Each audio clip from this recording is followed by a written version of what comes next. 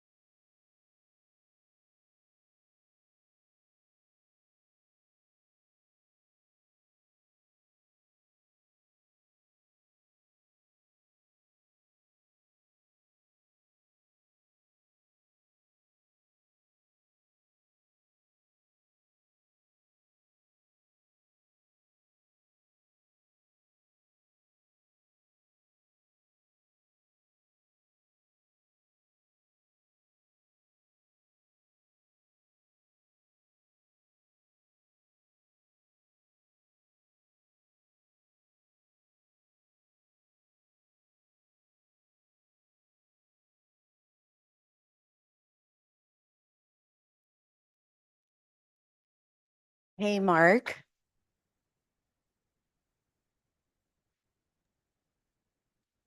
Mr. Zanmiller. Hello.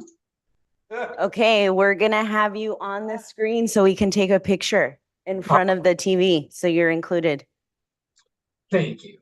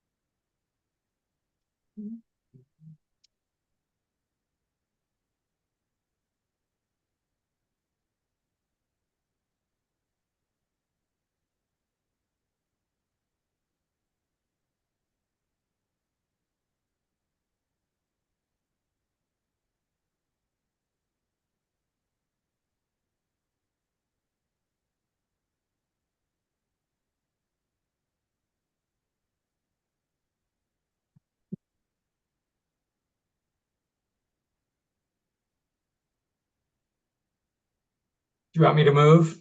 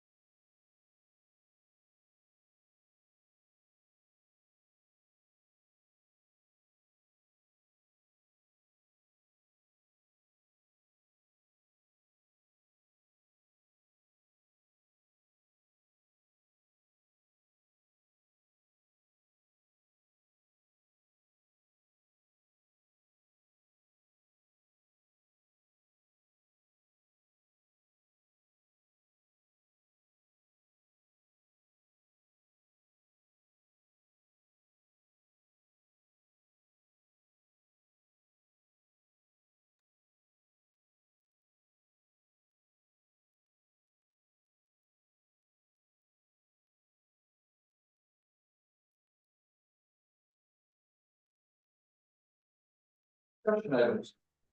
Waterfront stormwater relocation project update. Randy. And they were, here they come. Let me say that again. Randy. Right on cue. And they, so I will preface this by saying at your second June meeting, council requested that we do some research on some different options for the downtown phase of the stormwater project.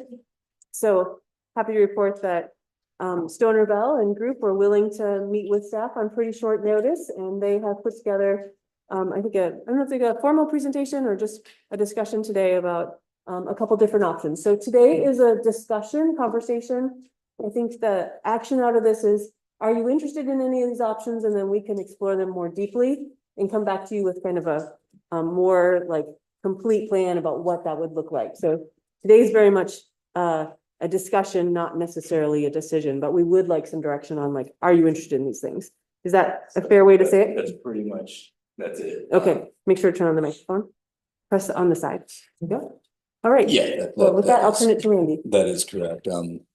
We, Middle Design, we got them on board after the last council meeting that we were here.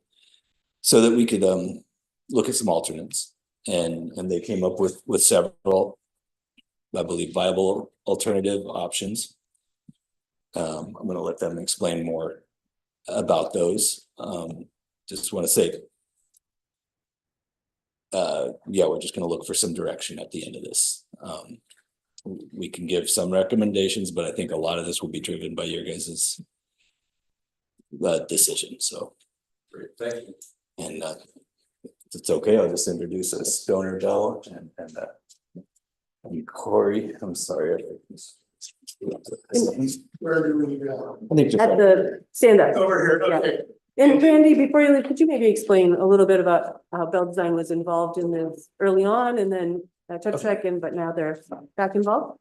Yeah, and I'll let me attempt that. So Yeah. Bell Design was a city engineer for quite a period of time. And they had progressed, I believe, most of these plans to a 30% progression before, and stop me if I'm wrong, about 30% design. So a lot of this design started as their design. They had this centralized design is where they stopped at the downtown portion. And then I actually don't know how the Tetra Tech moved. I don't know how that progressed. Somehow the design got passed to Tetra Tech. And I love it that they if they need more explanation on that, wasn't present at the time, so. I say that for context of Bell Design was involved at the very, very beginning of this project. And so they bring some special knowledge that I very much appreciate because we've had so much staff turnover. We don't have a lot of institutional knowledge. So Yeah. Stoner, I really appreciate you bringing your history perspective to this. Bell Design has a lot of the institutional knowledge that the current staff doesn't. Bell Design has been involved with the city for a lot, and I'm sure all of you guys are well aware. They have written the draft waterfront, or not water, the stormwater master plan, currently working on finalizing it. They have a lot of the stormwater knowledge of the city. So without further. Thanks, Randy. Welcome back, Stoner. Thank you, Paul. Maybe Paul. So do we have the PowerPoint? Okay, we did create a PowerPoint, and I would like to introduce Corey Brown. He was with us the whole time that we were city engineers. And Corey was very instrumental in all the things that Randy just talked about as far as both the stormwater management manual or master plan that's still draft, and also in development for the waterfront stormwater relocation project. And this, what we're calling, the city's calling phase 3 now, that was actually something that we didn't really realize that we were going to have to do, is this water quality treatment of the central business district. So it wasn't really part of the original scope and plan and cost estimate. And then we thought we would be allowed to kind of do a constructed wetland and, things. And then eventually Tetra Tech was just kind of getting into this developing these alternatives when we no longer were involved with the city. So we really didn't know how, how that progressed until we were contacted a couple weeks ago. So but we're very glad to look at some other alternatives. And I've got Corey here because he's done the lion's share of the work. So probably be asking him to step in and answer questions and clarify things, if I get it wrong. But let's go ahead and start with the PowerPoint. And I apologize, PowerPoint's not coming up, so. Okay. I didn't bring it on a USB, so I'll. Okay. Yeah, I can talk a little bit. After we were contacted by Public Works to come up with some alternatives, and we were aware of some of the constraints on the north side of the railroad because we had been involved in that aspect of trying to, figure out something over there between 84 and the railroad. So we came up with about 6 different alternatives. Is that right, Corey? Originally about 5. 6. Yeah. 5. And we met last Wednesday with Public Works and we kind of refined those. And I think the 2 that got thrown out were alternatives that were in between the railroad and I-84. And they were it's just, the same issues are there, just accessibility, getting a full-time all-weather road that you could use any time of the year over there. Permitting issues with ODOT and the railroad, constructability issues, just lots of issues that make it very challenging to locate things over there. So those 2 alternatives were jettisoned basically, and then we went into refining the 3 other alternatives. So here we go. The relocation project, alternative recommendations. So do I control or can I just say next slide? Okay, Corey, why don't you get over here? We can see this. Just make sure to be close to the microphone so the folks on online can hear you. Okay. Is this the clicker? I can use the arrows on the keyboard. Oh, on the keyboard. Okay. Yeah, does that get you there? Let me just, I think maybe we lost the. Okay. There we go. Okay. So we went out and just kind of, because it's been a couple of years since we've really been looking at some of these types of technologies, and looked at we actually looked at a variety of technologies that could be used, both mechanical, physical type systems and bioretention systems. And the current design, uses bioretention, which is a preferred, it's kind of the green method for water quality treatment, uses vegetation and a variety of substrate media filters down below the vegetation. The current design that Tetra Tech has involves quite a few of these little facilities. I think it, as far as in kind of the central business district, there's 2 intersections that have a number of these, and then there's a few more along the roadways. And then there's some centralized systems as well. This here, the contact jellyfish filter vault, was one that we kind of landed on. There's a lot of different types of physical filter type systems out there, but this one of the reasons we liked it was it would be a little bit easier to retrofit because it doesn't require a difference in head or a difference in elevation from one side to the other. So it makes it easier to retrofit the existing system. Okay. Okay, so this is alternative 1, and I'm going to let Corey talk and he's going to describe the alternatives and kind of what's involved in those. So for this alternative, we're looking at using the jellyfish filter vaults. We've got 3 total. Can we point with the mouse here? Is that, yeah, okay.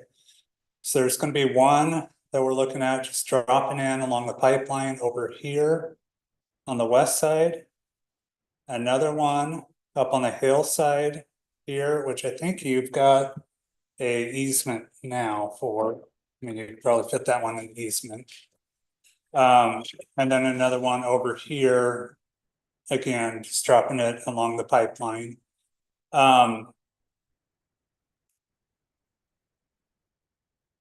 We've also got a couple of modifications here. There's a catch basin right here. That right now, most of the storm flow comes down this pipe. It comes over to this outfall and out to the west. If that fills up to a point, it will start flowing this way also. This pipeline is pretty small, and last I checked, it was pretty full of gravel and other stuff in there, so it may not be operating too well. It does need to get cleaned out at some point. What we're looking at is putting in some kind of weir structure in there to at least make sure that the treatment storm flows towards the west instead of flowing back the other direction. And then this line here would be treated through a storm filter vault up here. These vaults are about 14 feet deep. The filters are all sitting down about 5 feet underground for the top of them. The invert levels are about 5 feet down there, which we could probably get to work here and here. And this one here is about, the invert to the pipe is about 3 foot. This one would have to sit above grade. The top of it would have to sit above grade. So we're pushing it up the hill there a little bit. And then since it's outside of the road, we could set it above grade pretty easy. Explain what an invert is.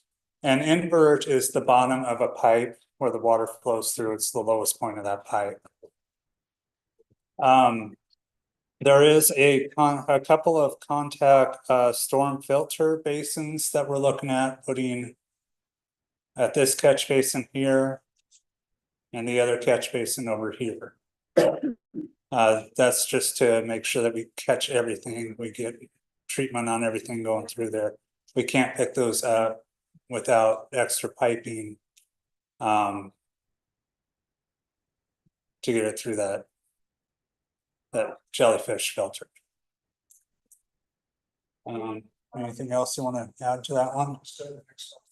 Okay. Next alternative is kind of doing the same. Oh, I'm sorry, go ahead. Sorry, just, I think for all these alternatives for me to understand, is this replacing like all of the things we've talked about for the whole downtown or just extra treatment at the bottom end? No, it's replacing everything. Okay, so it would just be those. Yeah. Yeah, okay, thank you. I'd say including the public works yard treatment. Oh, okay. Correct? So the second one here is going with just one vault over here. And I should back up and mention that the first one, we're looking at an 8x12 vault. We're looking at about 21 filters in there. These are about 54-inch filters, lengths. The second vault over here is 3 filters, 4x6 vault. And the third one is a 8x8 vault with 14 total filters. This alternative 2 is an 8x12 vault, and now we're looking at 35 filters total. There was a total of 38 filters in the previous alternative. So you're saving a few filters. So this alternative looked at, basically what we did is we looked at what Tetra Tech did initially when we were still involved in diverting the pipelines or the outfalls I'm sorry, intercepting the outfalls for just the storm treatment flows and bringing that through a pipe over to the outfall on the east and treating it. What they were going to do is treat it over in the slough area through a kind of a bio or vegetative treatment facility. What we're looking at is doing kind of a similar thing, kind of going off their design of putting in that pipeline, catching just the water quality treatment flows and letting the rest of the flows flow over and out through the original outfalls. And then just taking the water quality flows over to this vault on the east side. That one will not require any other filter vaults, anything like that, catch basins, nothing. It would capture everything before it goes out to the slough area. The third option or alternative would be to kind of piggyback on Tetra Tech's design and look at installing basically everything within this red box, installing what they have. It's capturing everything that's coming down this in this area of the city, kind of up towards Columbia and coming down the hill off of 7th. They would put they propose to put a kind of a bioretention up on the hill over on the west side, capture this flow coming down through here. Another bioretention facility kind of in this grassy area over here. But over on this side, they had that's where all the different decentralized facilities were. They were going up the hill, they were putting in a bunch of little facilities. What we're proposing is kind of piggyback on them, do the same thing, and put another bioretention facility over here. And divert off this pipeline here. Through that facility, we'd enter back into the pipeline over here. We would need 11 total contact storm filter basins, one here, here, there, there, and 3 of them over here that Tetra Tech specified. I think that's all. I have a question. So Yeah. the first alternative, they were 38 filters, the second 35, and the third one is 11. So the first one is 38 of the jellyfish filters, and then 2 of the contact storm filter basins, which will most likely, I mean, we'd have to size them, but they most likely will be 2 filter basins, which they're actually a separate type of filter. They're a shorter, wider kind of filter than these are. I think they use a different material, if I remember right, too. The second one would just be the jellyfish filters, and that was 35 of them in one vault. The third one would require 11 of those catch basin filters, filter basins, I guess, which, like I said, most likely will be 2 of them. And there might be, I mean, there could potentially be 3 in some cases, depending on how they're sized. So the next screen here is what we're looking at for cost. We've got, I mean, since this is very kind of preliminary, kind of put together some estimated construction costs, and we added a 30% contingency. That may be too much, but I mean, at this point, I think it's probably pretty reasonable. Then down below is kind of the design, bidding, award, advertising costs, and services during construction for the engineering side. At the very bottom is your total costs. So as you can see, alternative one is gonna be your cheapest option. Alternative two is gonna be the most expensive. Alternative two, the reason why it's most expensive is because that pipeline you gotta put in. And the extra diversion manholes. Just kind of a list of pros and cons here. Alternative one, your pros, lowest estimated project costs, low head requirements. You're looking at 21 inches compared to a lot of other facilities are 30 to 36 inches.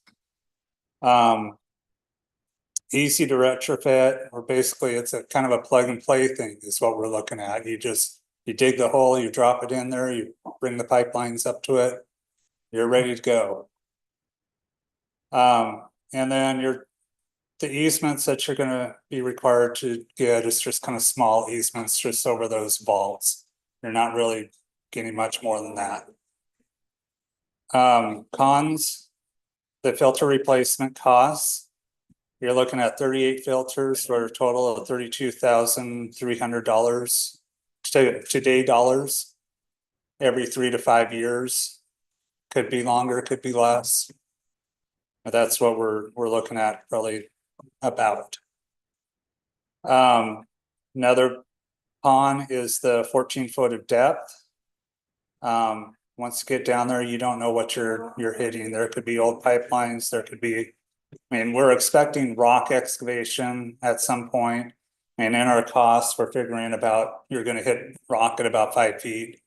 Maybe before that, maybe after that, we just don't know. Close proximity to the railroad could be an issue. We are going down 14 feet down. Railroad's within about 20 feet to the closest line. It looks like that line is not being used. If you go down there and look, the ties are disintegrating. I don't know, they may be using that, they may not. But it could be, yeah, it could be an issue, I don't know. Be a question with the railroad. Alternative two, again, low head requirements and easy to retrofit, just plug and play. Cons, again, the filter costs, you're looking at about $30,000 for that one. It's got the highest estimated project cost, again, the 14 foot depth. And the cost is due to the diversion piping. Other than that, need for, so the alternative one, you got small easements. This one, you would need easements in addition to what you have. So that's a con. And you'd have to have that over the pipeline and the vault. Alternative three, the pro is it is green infrastructure. I think kind of goes along with what the city is kind of looking for. You're treating everything, well, most everything, I should say, through the bioretention. You do have a few of those filter vaults, but it is solid green.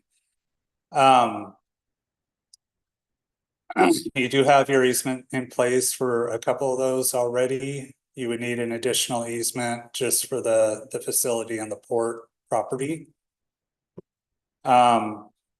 It does have the potential lowest maintenance cost. We were actually talking to Randy just before the meeting, and what did you say the annual cost is? We had a rough estimate early on for 32 of the landscaped areas at about $2,200 a month. It's about half of them are still existing, so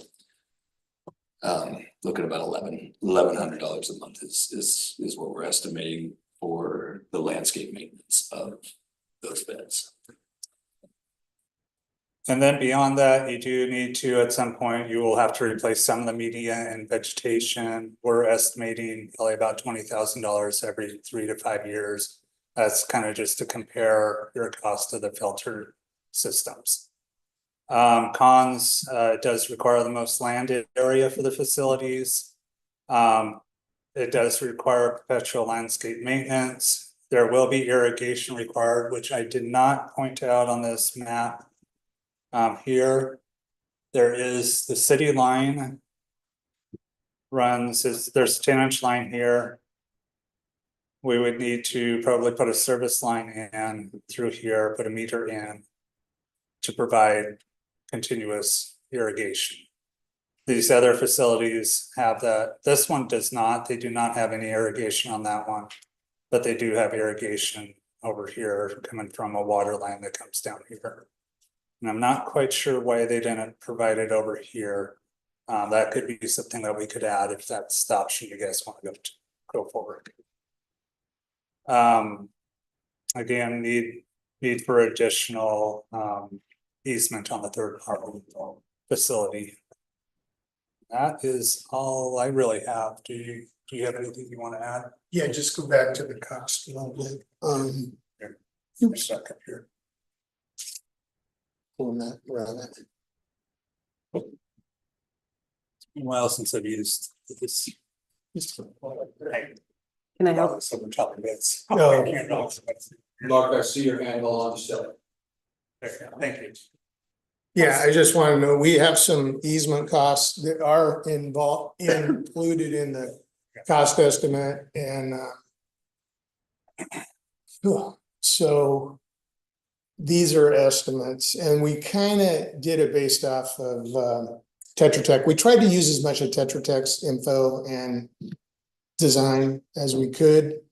But so this alternative this includes easement for that interceptor pipeline. That's why it's quite a bit more. And then this only is one easement, but it's for, a bio vegetation area.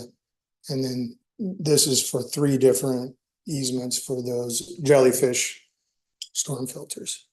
Something else I wanted to point out too is just so that you're aware of it, there's on alternative 1 and 2 for the design engineering. We're estimating at about 12%. Alternative 3 would be 8% because you'd be using what's already designed. You would have additional design costs to design the other facility and bring those other designs into the final design. Great, thanks. Mark Zando. Me? Okay. Nice to see you, Stoner. Thanks for doing this stuff. The original when Wade and Jody Bear came to us originally, they showed like a 47 garden LID only solution. Did you look at that, or do you see how close that is to alternative 3?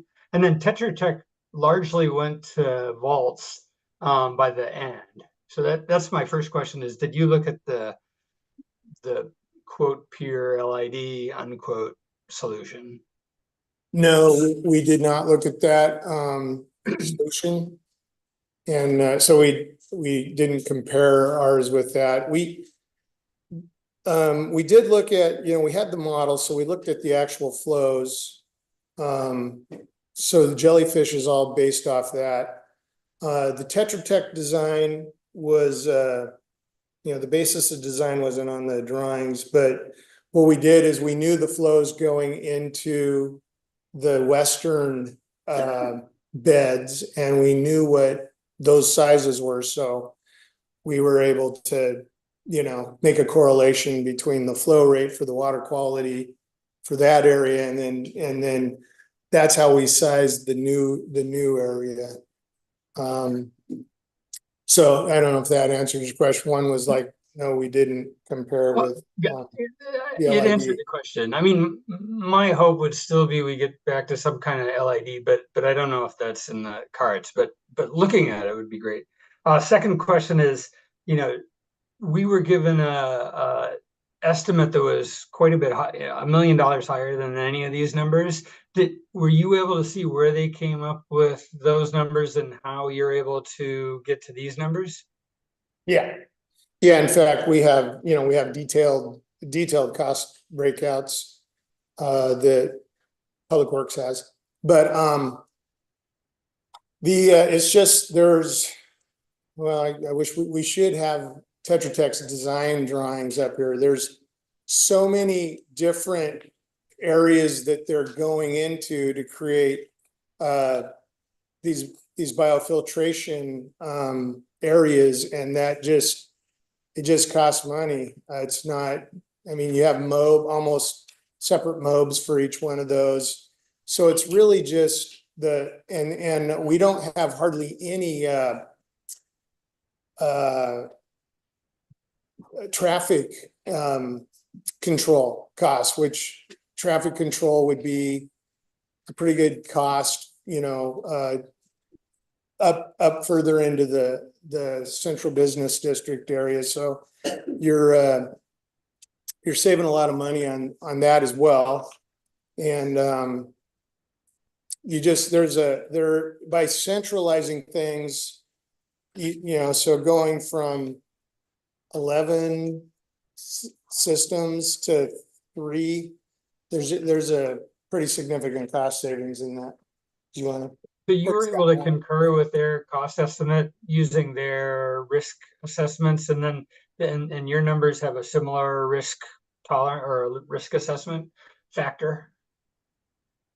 Yeah, so our biggest risk that we saw in our design was the 14 feet of excavation. So we significantly increased our Rock X cost by a factor of about 7 compared to normal Rock X, which should account for special shoring and all sorts of stuff like that. But we don't feel like we had the same risk as the design that Tetra Tech did, up further in the existing central business district. There's quite a bit of risk just because there's just so much unknown. There's been a lot of activity over the years up there. So yeah, we believe that our cost estimate reflects that. Plus, at this level, which is, still kind of a preliminary level of design, we added a significant contingency to our cost estimate of 30%. But That's all I got. So I guess to speak on the cost, I mean, they've got 14 different vegetative facilities in here, BMPs. And they range between, it looks like about $13,000 up to about $66,000. I mean, that's a pretty big cost they're taking out just in that portion by centralizing the system. There's also other water quality vaults that they've got that we would not be looking at. We'd still have some of the filters most likely, but or the catch basin filters, but not quite as many, I don't believe. But there's a lot of the costs that could go away. The irrigation, a lot of irrigation could go away, a lot of piping. So it's just all adds up. And Mark, we could send this out for council to look at our comparison spreadsheet. The question was just to make sure that it's apples to apples with the numbers we were told before. So sounds like yes. Yeah. I also went through, when I worked on this, I went through and kind of compared some of the numbers that they have here compared to some of the numbers that we've seen recently from other jobs. Some of the numbers I've adjusted up, some of them down, most of them up from what they got here, just because of what we've seen. Can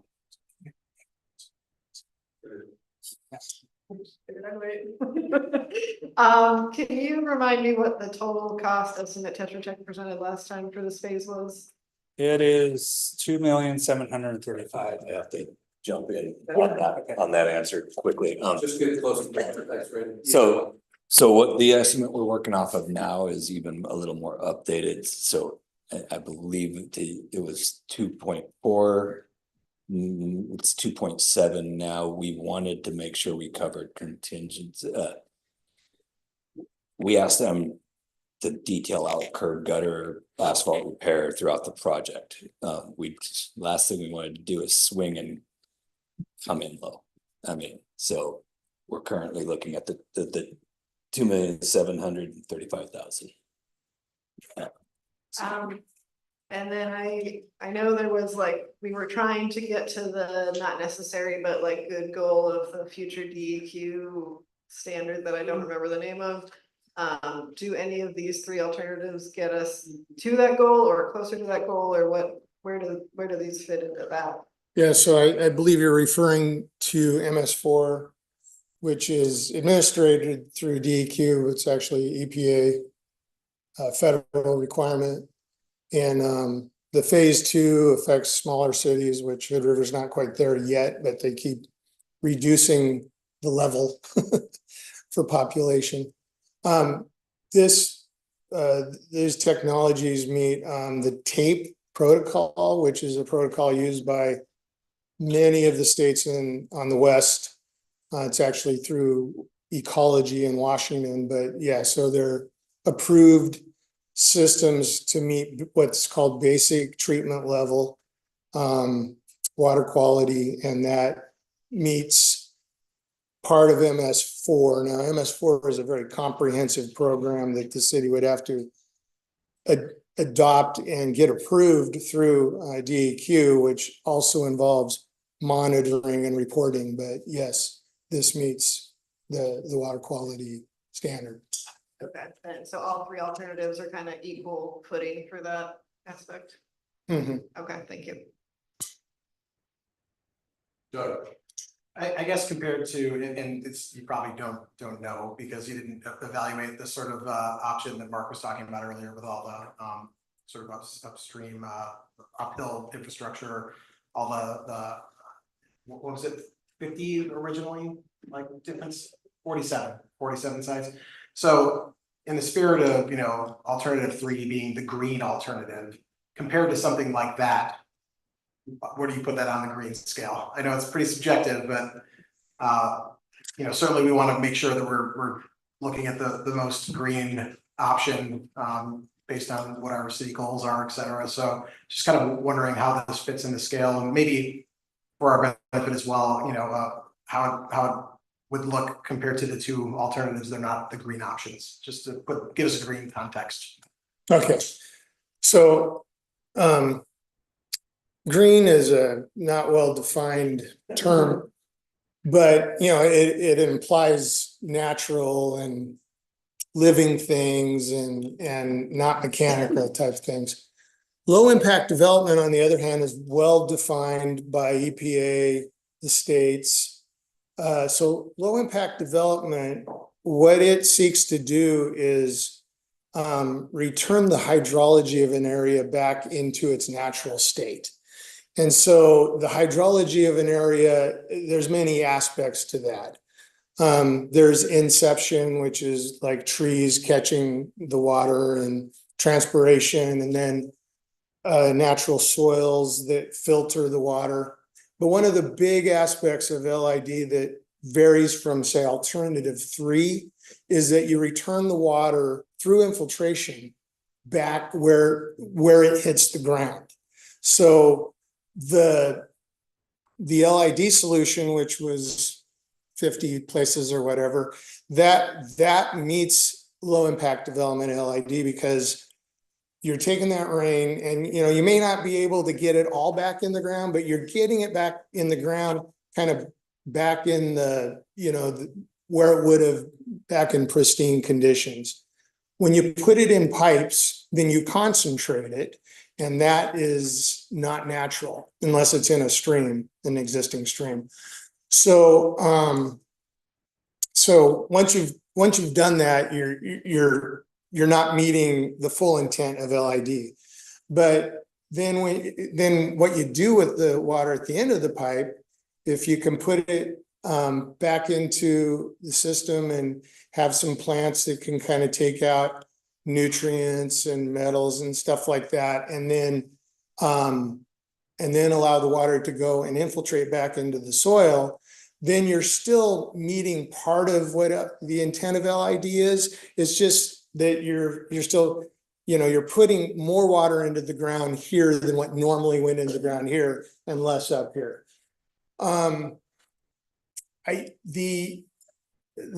As far as I know, and Corey, you need to step in here because you looked at the plans a lot closer, but the Tetra Tech solution, I believe, all had underflow pipes. Is that right?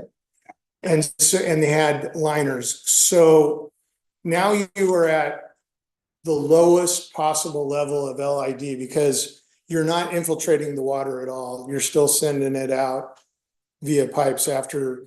So, but you're treating the water. So you're still meeting treatment requirements, but so the vegetation and the media is still filtering oils and metals, and you're still getting nitrogen and you're getting all these elements and nutrients taken out via the vegetation and its natural process. So, but you're not infiltrating the water, you're not getting it back into aquifers. So that is what alternative 3 is.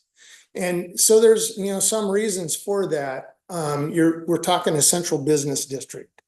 It is the least suitable for full LID, because when you're putting it back into the ground, you are getting the building's feet wet. You're saturating foundations potentially. You're creating a potential problem for frost heave under your asphalt, under your sidewalks, unless it's been designed for that. So there is consequences for that in a really built up environment.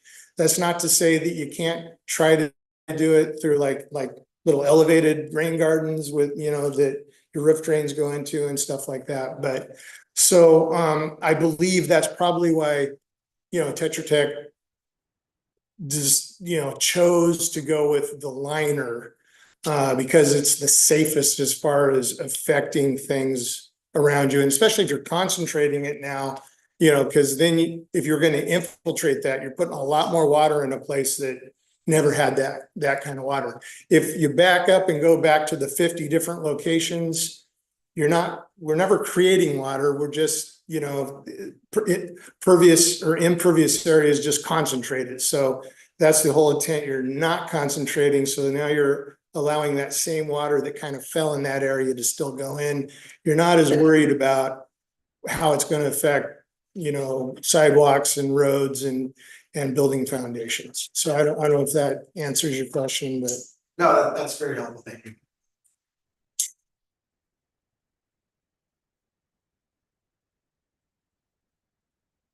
Remind us, Randy, how much direction you're looking for tonight. I mean, the more the better, if I'm being honest. Okay, that's great. I think the biggest one is cost. I mean, cost. There's always risk to opening up new plans, because what we have from Tetra Tech, we do have a complete set of plans bid ready. The cost is high. It's in the downtown area. Odds for change orders are pretty significant, in my opinion. I think they did a good job laying out the 3 alternatives here. And so on these ones, I think, in my opinion, the biggest choice is alternative 3 and alternative 1. And that is a decision I think lands with council. I think on alternative 3, there is one consideration that always in the back of my head, and that's our elevated sewer project. It utilizes some of the same possible area for the lift station. There's a railroad property down there that is a fairly lengthy purchase possibility. That the lift station could go on. The port property is one of those other alternatives, and then there's just a sliver of on the Union Building down there that's probably the most difficult to put, and we need the elevator. So that's the only thing I throw in there to consider on that. Thank you. Thank you. And, maybe what you were already saying, but we can't have both fit in that same.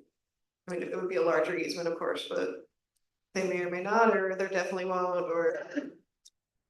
Cannot answer that. I mean, I like, and I don't even know, like, even the size of that bed could probably change a little bit as through design. So I think that's a very difficult. That would be really impossible to answer, but. Thank you. And I remembered one other question. Go ahead. So, this is phase 3 of, I think, what eventually was 5. If we are going and doing a bit more design and coming back around, how does that impact the other phases or kind of this project as a whole? So Haley can probably or some of the funders. So we have some money from funders that must be allocated by December. And Haley will have the amount and which funder it is. So to make this a viable path, been working with Tetra Tech on beginning the river. I'm just going to drop the Riverside portion of the project. I believe that we'll make that work. I mean, it's always. I think that's a viable path that way. So we'll spend the money, bid Riverside, which isn't completely designed, but it should be a relatively quick design. I mean, we have Shepherd's and Ryan's Juice down there as some of the pinch points. But that to make this work, that would be the goal. Do Riverside next, make that the focus, bid it, be designing this. And the wetland area is virtually bid. The plans are complete. So to put the documents together and finalize the plans shouldn't be too much work. Randy, can I interrupt? Yeah. I just want to say, I anticipate bringing the phase 4 just overview back to you in the next meeting or within a couple meetings, just so that you can see it right before we take it to bid.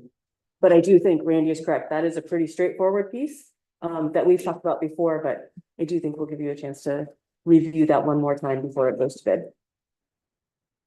Go ahead. Thank you. Stoner was talking about how MS4, everything that we're doing right now to treat the water that's being discharged would only partially meet the protocol that's required. For the additional phases, do we understand what we need to do, I guess, to fully meet the MS4 requirements? I believe it fully meets MS4. MS4 being, I think his point was it's such a broad. Okay. I'll let him speak. I'll let Stoner speak for Stoner. So it meets the treatment aspect of MS4, but MS4 is a total program, which involves you could have, the best treatment possible. You still have to monitor, you still have to report. There's a whole aspect of that, monitoring and reporting. And you also have to have a stormwater manual that's approved by DEQ in that instance that meets minimum requirements of EPA. And the MS4 permit has been kind of our North Star as we've been working on this, our criteria for whether this, move forward on pieces of this project. I believe MS4 kicks in when you are a town of 10,000. So we are below that. We're not required for that, but we are definitely aiming for the MS4 permit, those standards. Yeah, our goal has been so that when this project is complete, when we take on MS4, we don't have to retrofit any of this. That is. The reason that I bring that up is because I have the minutes from our last meeting when we were meeting with Matt Huxley. And it says that if the city wants to qualify for state funding, they have to treat any water that is being discharged. And it sounds like that's what these three alternatives are offering. And so I probably misunderstood your statement that there was additional requirements that we would have to meet in order to be eligible for some of the state funding that's potentially. So for one of the big things was, one of the questions, I believe the question was to Matt, why do we have to treat the water going into the wetland? And the biggest reason, the bottom line is that we got a DEQ, and please jump in, Haley, we got a DEQ loan forgiveness of $500,000 with a treatment option being mandated. So that's where that funding for state funds. I don't believe that there's. But all three alternatives meet that. Yes, all is three. what was stated, I mean, right? And everything so- that we're presenting so far is Mhm.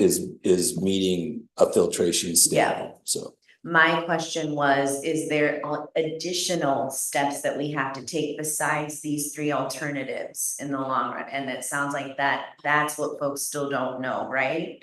And Well- how expensive that would be? No matter what we do here, there will be additional steps and costs to become MS4 compliant. Yeah, it's just like Stoner said, it's a whole program. It's the monitoring it. The goal is that all of this will filter the water to a level that will adequate. So nothing we install will be needing to be redone when we're MS4. Or when we fall under the MS4 standards.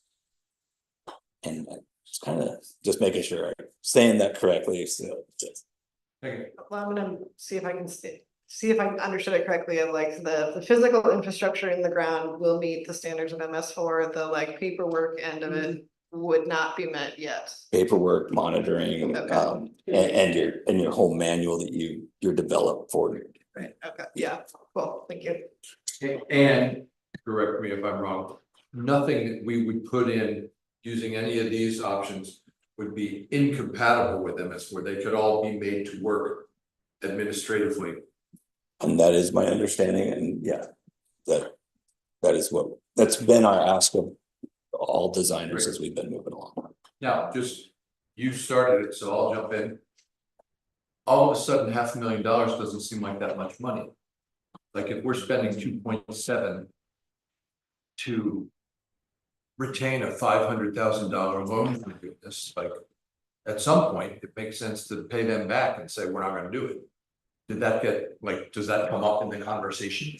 We have discussed it in Public Works. I think it's a little bit of a convoluted process at this point. I mean, sometimes and then again, looking over to Haley and Sorry, don't mean to. no. So we discussed it. If we didn't filter anything, we wouldn't meet the future MS4, but that's a side. Okay, then all of a sudden we're not. Then we're not compliant. We're gonna have to treat our water somehow. Okay. I Then understand. the DEQ money kind of. The biggest concern with the DEQ money at this point is we've already used it all. We have requested 100% of that loan for design.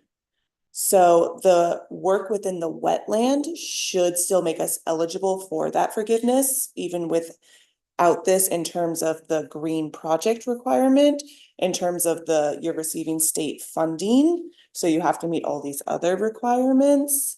That I'm actually trying to get some clarity on. I still think that meeting state standards is going to become a requirement as we're moving into this MS4, and that this is just kind of a stepping stone to get there. And if we can do it for this lower cost versus the 2.7, it's a good step forward in that direction. Thank you. Megan.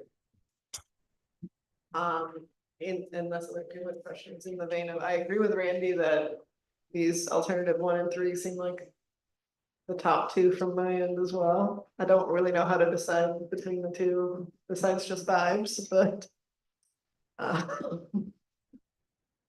Mark? Yeah, in opinion now, I think that all of them are significantly less than the $2.7 million that is, option A or whatever. So I also would like to proceed with these ones. 3 is my favorite because it does have some sense of LID to it, and that helps us walk the talk a little bit. If 3 doesn't, get 4 votes, then number 1 is the cheapest, and it's just a slam dunk. Put in a big giant tank and off we go. So I propose 3 followed by with 1 being the fallback. Great, sorry, just, are you looking for us to say, please proceed and flesh out 1 and 3? No, we need to choose one. I would like to choose one on Great, this thank meeting. I mean, Go. there is it. Just so everyone's aware where my head is, I agree with Mark, same approach. I would prefer 3. If we don't have 4 votes for 3, look to 1. Given that we don't have ranked choice voting in the city of Hood River as of yet, I suggest somebody make a motion for 3 and see what happens. Paul, if I can add 1 point, is 3 requires an easement that is more complicated. I guess here, let me do it this way. I make a motion that we ask staff to pursue alternative 3 to the point where we know we can get an easement. And at that point, it continues versus dropping back to alternative 1. So moved. Second by Pepino, moved by Zeno. Discussion on this motion.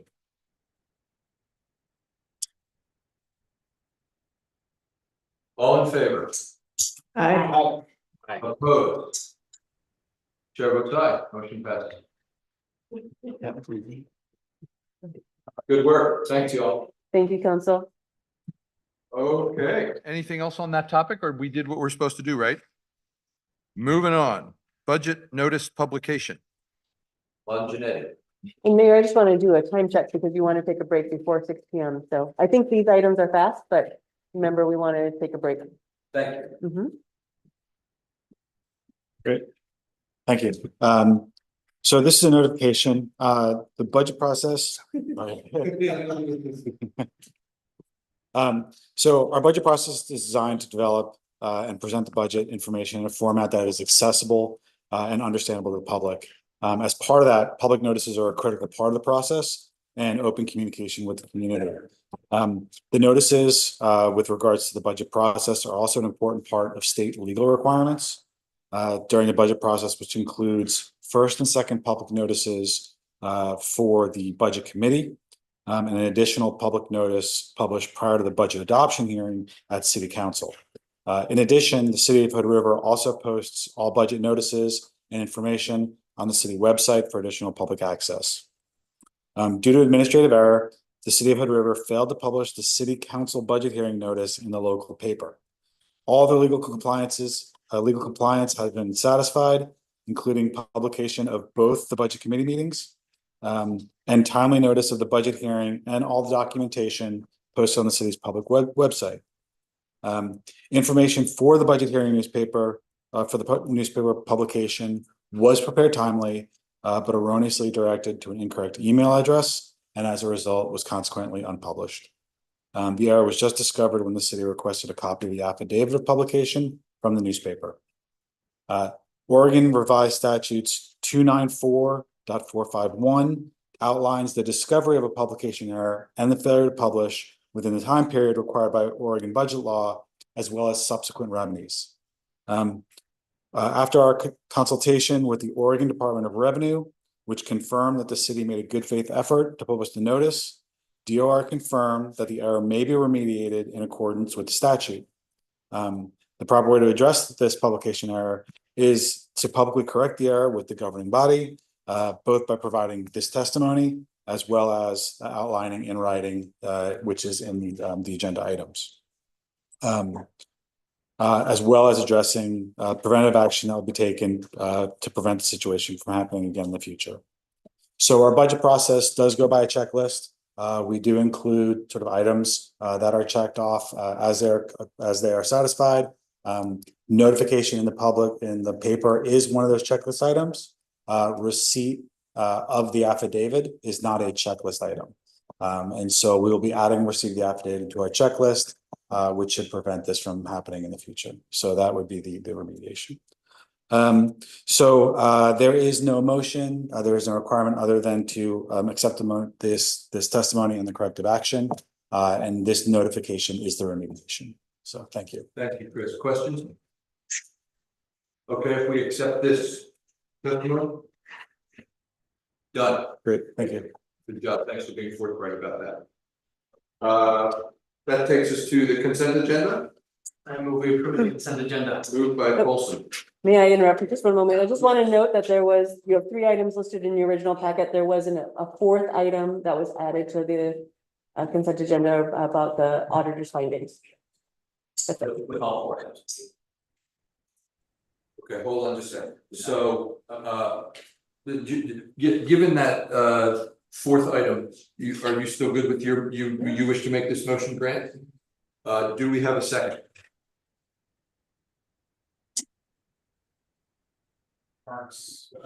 Sorry, Mark. I just, after we get a second, I have a one word change on page 20 of the packet, which is the second meeting notice. Good, hold your fire, please. Do we have a second? Second by Sabina. Okay, discussion, Gladys. I just wanted to have a little bit more of a discussion around the emergency declaration ratification, specifically to fireworks. I feel like we can do some better planning on our end so that some of the issues that I've heard came up don't come up next year, and that we're just better prepared in having these conversations earlier on. Great, so item 2 is pulled off. Mark. On page 20, it says Councilor Zan Miller questions if this aids value to the community, and it should say the tribal community or indigenous community. So my question was related to who we're trying to help.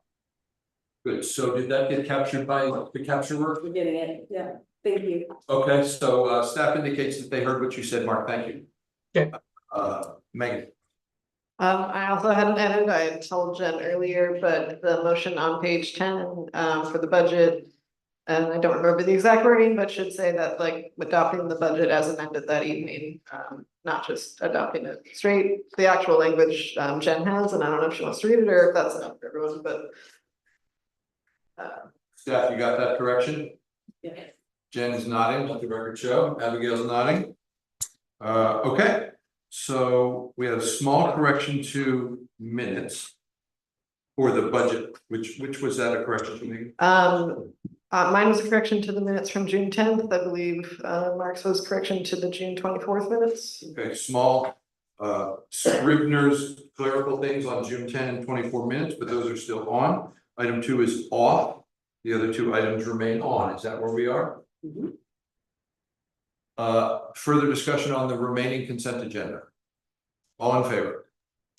Aye. Opposed? Chair votes aye, motion passes. Great. Can I mean, the motion was just to approve the consent agenda. We don't need to do a different motion to approve it as amended. I think we just approved it. Did I make a mistake? We made 2 small. Well, the typical way is the motion be approved as amended, and at that point it should be clear what the amendments are. Is that what happened? The amendment was to drop item 2 from the consent agenda and then discuss it. So motion as amended was to drop item 2 along with the other typographical amendments. 2 corrections. Yeah. But I mean, technically what we just approved was his original motion to approve the consent agenda. I think Megan's right. The motion, then we fixed and removed and passed the motion. So maybe let's try that again. Let's say the remaining consent agenda is up for consideration. Shall we pass it? Will you make a motion, Grant? Do we just wanna redo all that? Is that cool? Mhm. You could do all that if you want, just to make it absolutely clear, so that years from now, it's your Yeah. successors look at this and say, As amended. oh, I see what they did. Yeah, I'll move that I'll move to approve the consent agenda of items number 1, 3, and 4 with the mentioned typographical corrections. We're dropping item 2 for further discussion. I think that's right. Do we have a second? Second. Thank you, Glenn. Thank you, Megan, for bringing that up. Any further discussion about what we're doing here? All in favor? Aye. Opposed? Chair votes aye, motion passes. Excellent. See if we can spend a few minutes on emergency declaration and then take a break. It'll be fast. So there were concerns from constituents around fireworks, personal fireworks being banned within the city limits. Some of those concerns were, I've already purchased fireworks and we're just finding out the day before that they're being banned. So I think it'd be great for us to maybe pick a date in the future where we're discussing fireworks. And I know that maybe by a month or two, we don't know exactly what the weather is going to be like. But that we should be having an earlier conversation so that we can take the time to inform our constituents, do all the messaging that is needed. So that, I don't know if there were any fires or if folks were being cited or whatnot, but I think we could do a better job in the future. Thank you, Glenn. Doug? I think with the changing weather conditions, it becomes very difficult. Red flag warning was just really right around then. White Salmon made a similar decision.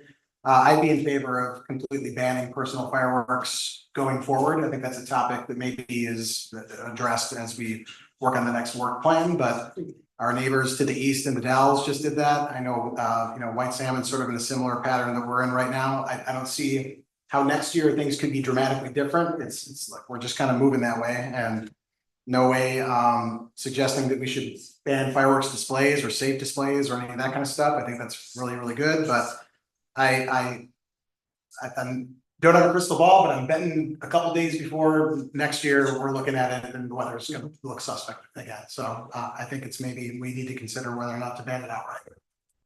To give more predictability to the community. So where I was on like July 1st was, we had kind of kept in touch with each other. Abigail had been bringing this up periodically, and there wasn't an appetite for the sort of more proactive ahead of time ban. And then as things were emerging and it was going to be 97 degrees right up in that week, I decided, it's getting a little close, and I called it. I'm hearing us say that maybe there is a little bit more willingness to do a little bit more of a preemptive ban, and we're going to talk about that at a later date. Is that where we are? Mark? Yeah, I was just gonna go along with both what you and Doug said, which is pick a time in Q1 of 25 to talk about whether, what's a permanent solution to personal fireworks. So that's it. Yes, perfect. Yeah, let's have the conversation. If I could offer a suggestion, if you're gonna discuss this, if you do decide to ban the use of personal fireworks, you should also consider banning the sale of them, because it really doesn't work without both. Right, thank you. Doug? I think in the past, we've discussed that as well. The legality around that is a little bit more. Let's say dicier. Can you speak to that? Interstate Commerce Clause problems, you might say? Yes, for example. Let me think about it, but City of Portland banned the use for several years, never enforced it, and finally knuckled under and prohibited the sale. And the retail outlets, they'll complain, but it's something that local governments oftentimes do. The political heavy lift, though, is I think it's the Lions Club. Oftentimes it's the biggest fundraiser for some nonprofits like the Lions. So it's a politically fraught question. It has some legal implications, but I think the bigger difficulties are political. Thank you. All right, I feel like we've made a clear plan about how we're going to address this. Yep, I've got it on. And it's not tonight. I've got it on my list. Dan and I will start researching. Great. Thank you. Tomorrow. I'm gonna call a recess. Yeah. Paul, we still need to approve this resolution about last. Oh, July thank you. 4th. Hang on. Recess, item number 4. What did I miss, Mark? So we pulled the So let me just, I move to adopt resolution 2024-14 ratifying the city manager's July 3rd, 2024 emergency declaration. I see. Even though we're not super happy that it happened, we're ratifying that it did happen. Is that where we are? Okay. Second. Moved by Zan Miller, second by Saunders. Discussion? All in favor? I. Yep. Opposed? Chair votes aye, motion passes. Thanks, recess. Woohoo, you guys.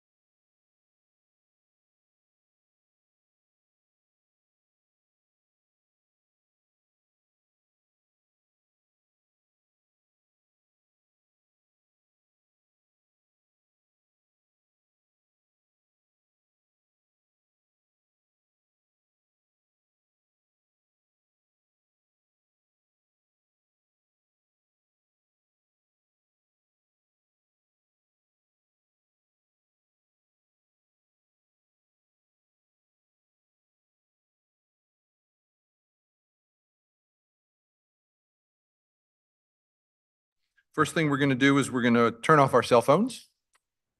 Then we're gonna take just a moment to realize that where we're doing our business is land that folks have been living for at least 13,000 years, it appears, before us. And I don't know exactly what to do about that, but if we quit talking about it, we're gonna quit talking about it. I am gonna write a letter, though, expressing my support as the mayor for our native neighbors who have requested that the pump storage project on a special hillside above the John Day Dam not occur in that location. So that feels good to me to ally with our neighbors at their request. All right, Pledge of Allegiance.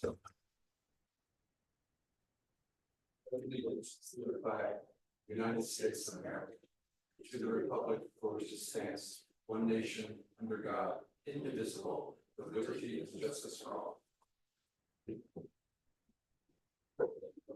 I think that Mr. Babbitts is here for public comment. Is there anyone else signed up, Jen? Arthur, if you would.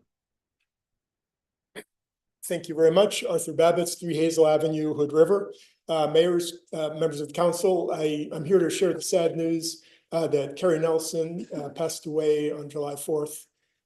I served with Carrie on city council for 8 years. She was on council at least several years before that, so probably 10, 12 years, something like that. Carrie served the city with intelligence and with instinct and with a sense of humor that I really appreciate and certainly will remember. She also had a wonderful downtown restaurant, Anne's Pans, that I know many of you went to, and she made amazing clam chowder, and it was really a community gathering place, and I'll certainly always remember her for that. And I thought that it would be appropriate to ask the mayor for a brief moment of silence, if you're okay with that. Thank you, Arthur. Let's have a moment of silence for our fellow councilor, Carrie Nelson.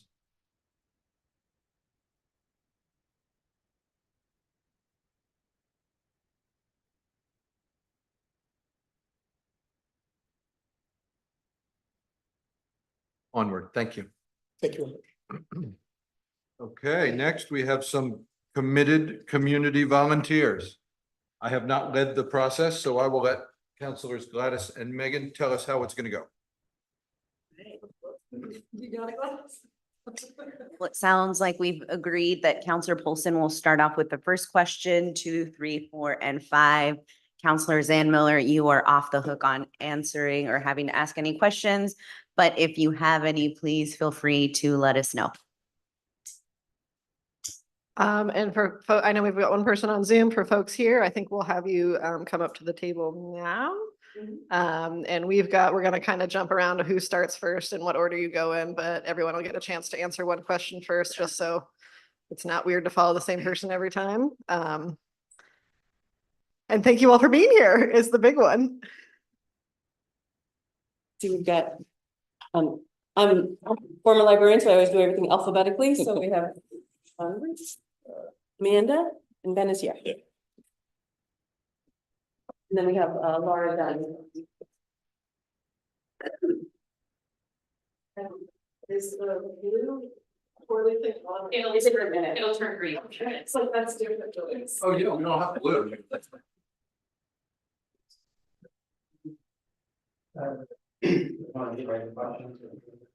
So I'm hoping folks saw the questions that were in the packet. I think we're doing a maximum of 2 minutes per answer. I don't know, Jen, are you keeping time, or someone else should do that? I can do that. Okay. Don't forget it. Any other intro stuff at this point? I was just asked that, is everything clear in terms of the process, what we're gonna do? Does anybody need any further direction about how this goes? So they want to make you comfortable there. I know the situation is.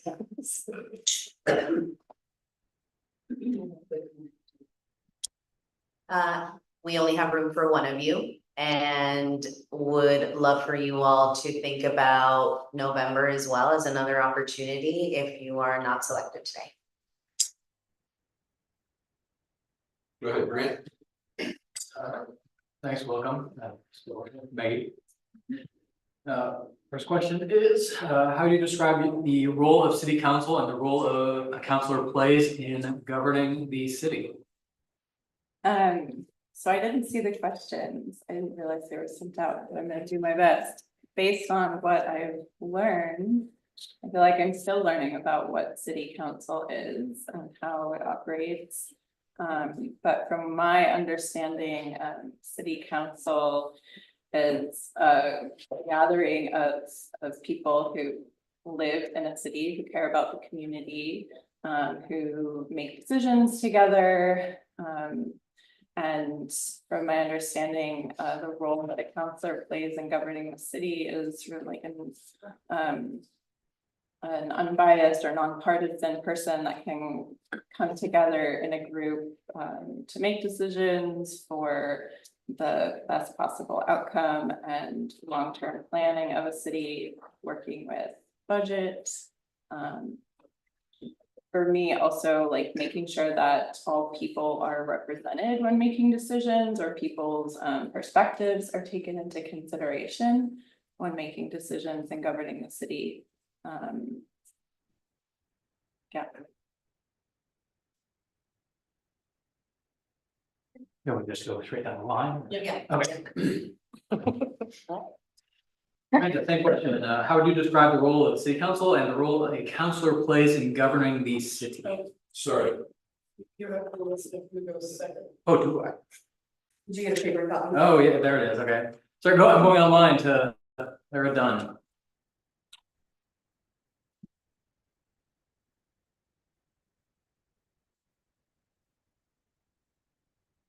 If you could unmute yourself.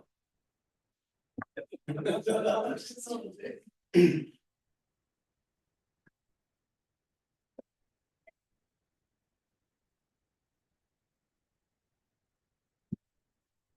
we have the ability to. unmute. Let me see if I can. We're gonna try on this end for a moment, Laura.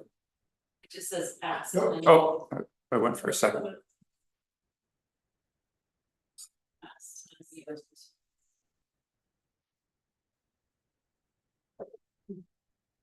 Looking on it in a meter of it. Do you wanna try again, Laura? Still seem to be muted.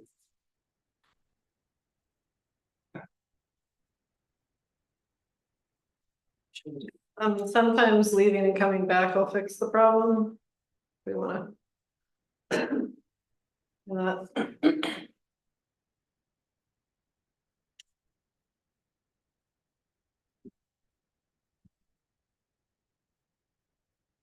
Can we go ahead to Amanda in the interest of time? In the meantime, Sure. So I would describe the role of city council as a governing body of a city, and representative of the city, as they're usually elected by the people in the city. I know this is kind of a special case, but so they represent the people in the community and kind of work with the city administration to kind of find a balance of what the community members want, what the administrative like vision is, and the things like budgetary restrictions and all of that. So like find feasible solutions that are in the best interest of the community. And also, I think it's really important that they work together. So work with other counselors to find these solutions and have open communication and hear each other. That's it. I think I fixed my settings. Can you hear me okay? Yep. We can. Okay. I'm sorry about that. I'm Laura Dunn, and yeah, can you repeat the question for me again? I also didn't find those in a packet. I'm sorry. Sure. How do you describe the role of city council and the role a councillor plays in governing the city? Okay. So I think the role of a city councilor is to listen, collaborate, understand the many functions of government, and work with staff and other counselors to find solutions that serve our community in a way that's responsible, equitable, and efficient, and balances various priorities. I really appreciate this council's goals and work plan. I think it's a great starting point and a important piece of council members' work to help create those plans and goals, and also to keep those in mind as they work on projects to serve our community.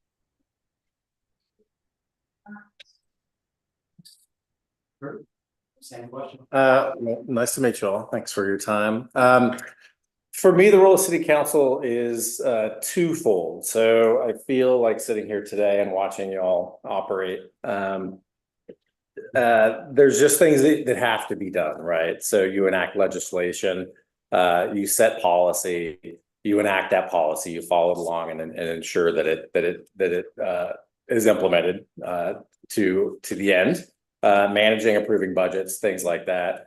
But I also look at it secondly as something that I'm more passionate about, and that's more of the community engaging with the public, getting out, holding meetings, hearings, really hearing what the people have to say, and representing our community kind of as a whole, making sure what we're doing in here makes sense to the people out there.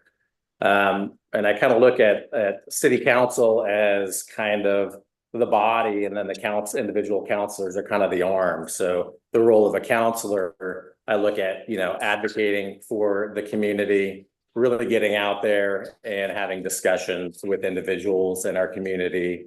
What's important to them. I feel like that's why we're all here.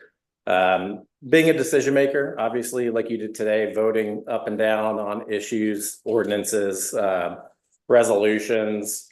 And then being a community liaison, so kind of serving as a bridge between the community and the city government, I feel is a big role for a councilor individually.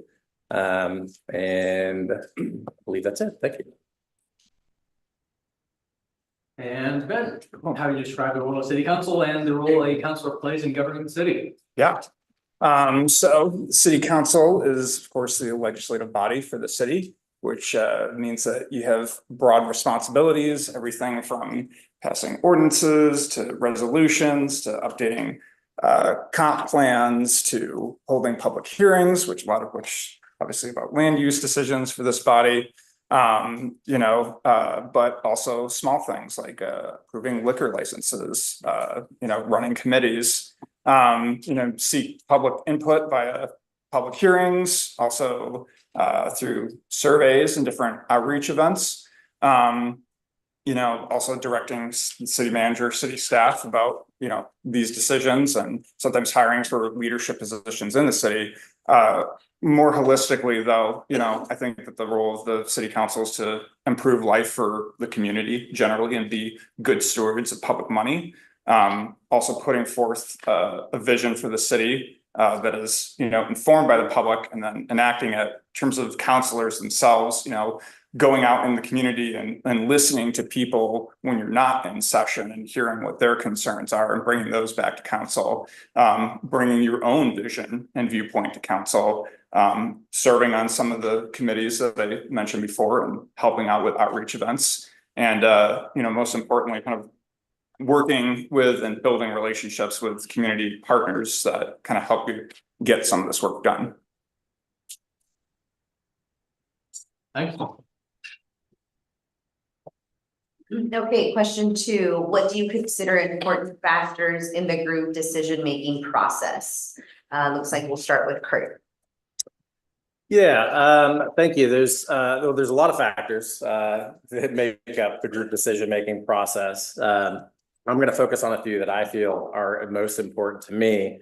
I think first being open and honest, having open and honest communication with one another is key. Including active listening and being transparent about kind of what your thoughts are, what you're thinking.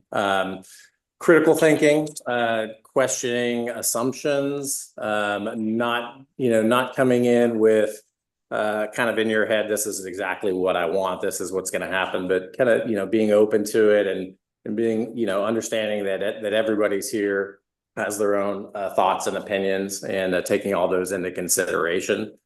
And along with that, kind of fostering a collaborative environment. So, everybody has to feel comfortable sharing their thoughts and ideas. It's difficult to have a group decision-making process where half the group is not fully comfortable speaking in their mind or saying what they might want to say.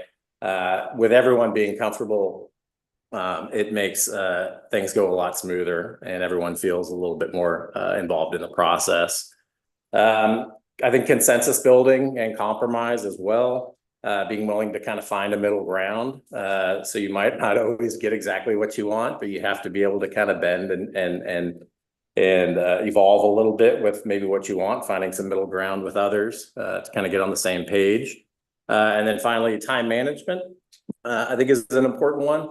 Kind of having, setting clear deadlines along the way with what you're trying to accomplish. And at the same time, also kind of respecting everybody's here's schedule at the same time. Thanks. Thank you. Amanda, what do you consider important factors in the group decision-making process? I consider, we covered a lot of really good. No, the things that I came up with was just making sure that everybody feels that they do have an equal voice and that they feel like they should be heard. And yeah, not being dismissed or whatever, for whatever reason, but that you feel that you're like a part of the team. Open communication, honesty, I think that I would go into this assuming that everybody has the best intentions for the community in mind, and that we're all like on the same team working for the same vision, and we might not always like have the same exact opinion of what that is, but if we can like be open and accepting of other people's opinions and ideas, then I think that's super important. Also just getting collecting as much data as you can and like getting as much information but before making a decision, so that when you do make a decision it's educated and like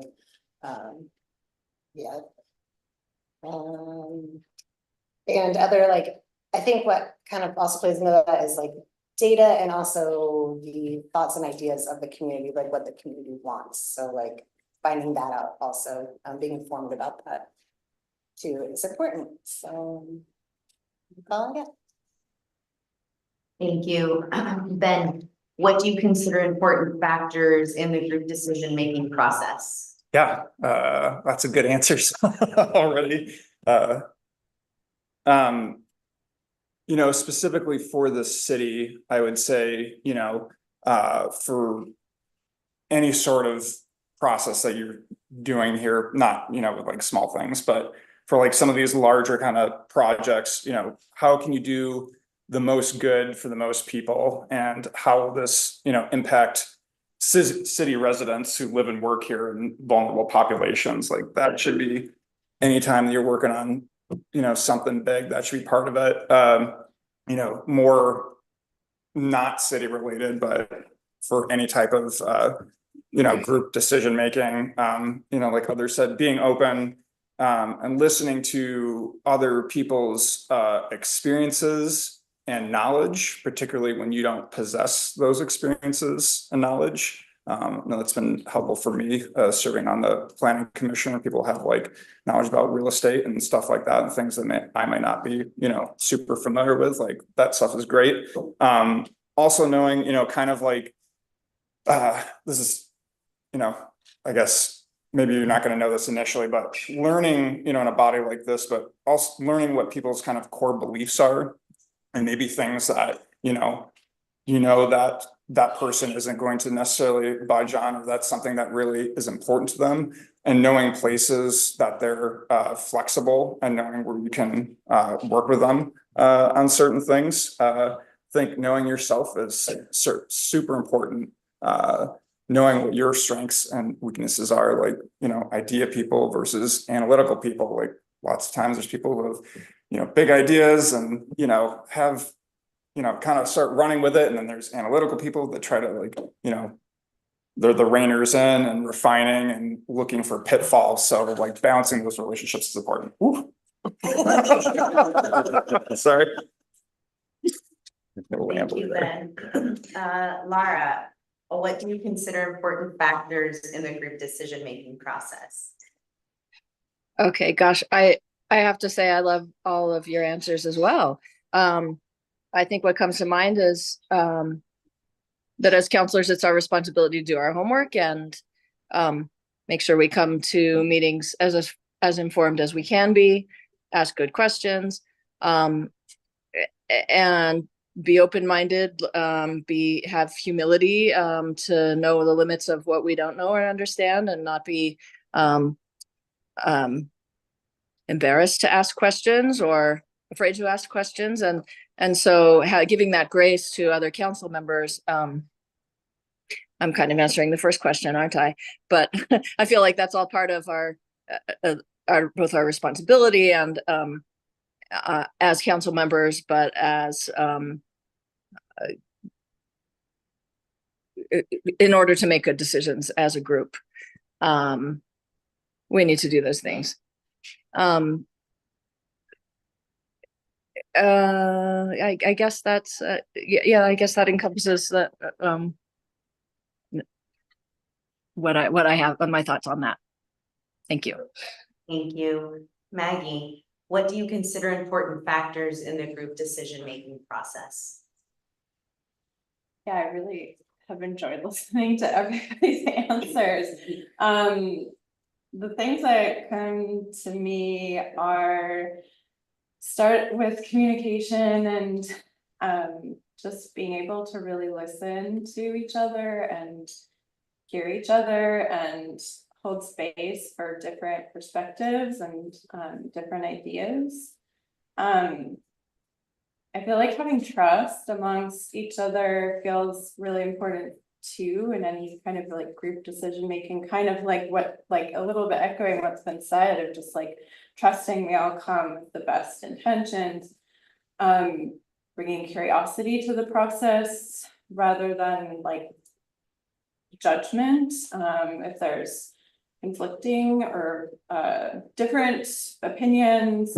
And then also with that, I just think of like in any group, there's gonna be tension or conflict. So being able to navigate tension and conflict, I see it as kind of like being able to take a step back and see like the bigger picture and like remembering what everyone is working toward. And there's something else. Yeah, but I feel like coming to the group decision-making process, like, yes, everyone has their own beliefs, opinions, the data, and coming to it with an open mind and yeah. Thank you. All right, on to the next question. I'm starting with Ben. What do you hope to accomplish for the community in serving on city council? I know this is filling the end of a term, but it's 2.5 years, but I hope that in that time, which is a lofty goal, I could help make Hood River a more affordable place to live.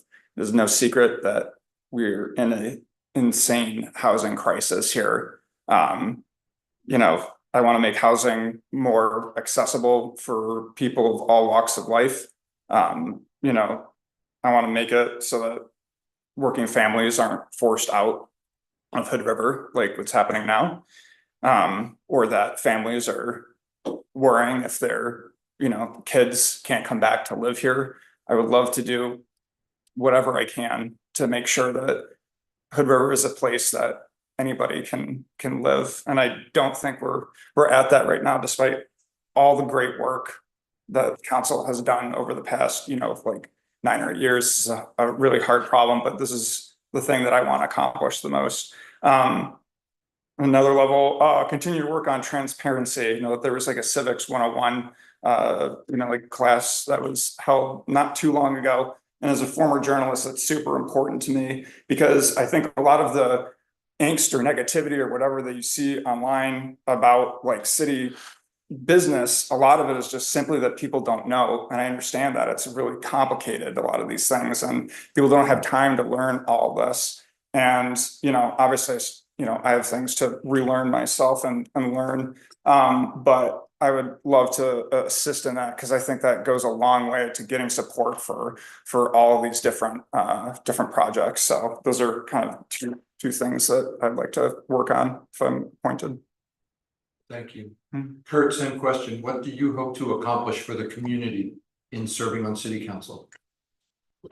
Yeah, I think one of my biggest hopes would be to increase community engagement and voter turnout with that as well. I know it's not just an issue in Hood River or Oregon, or it's an issue that we face kind of in the US, the under 50% voter turnout is a big issue.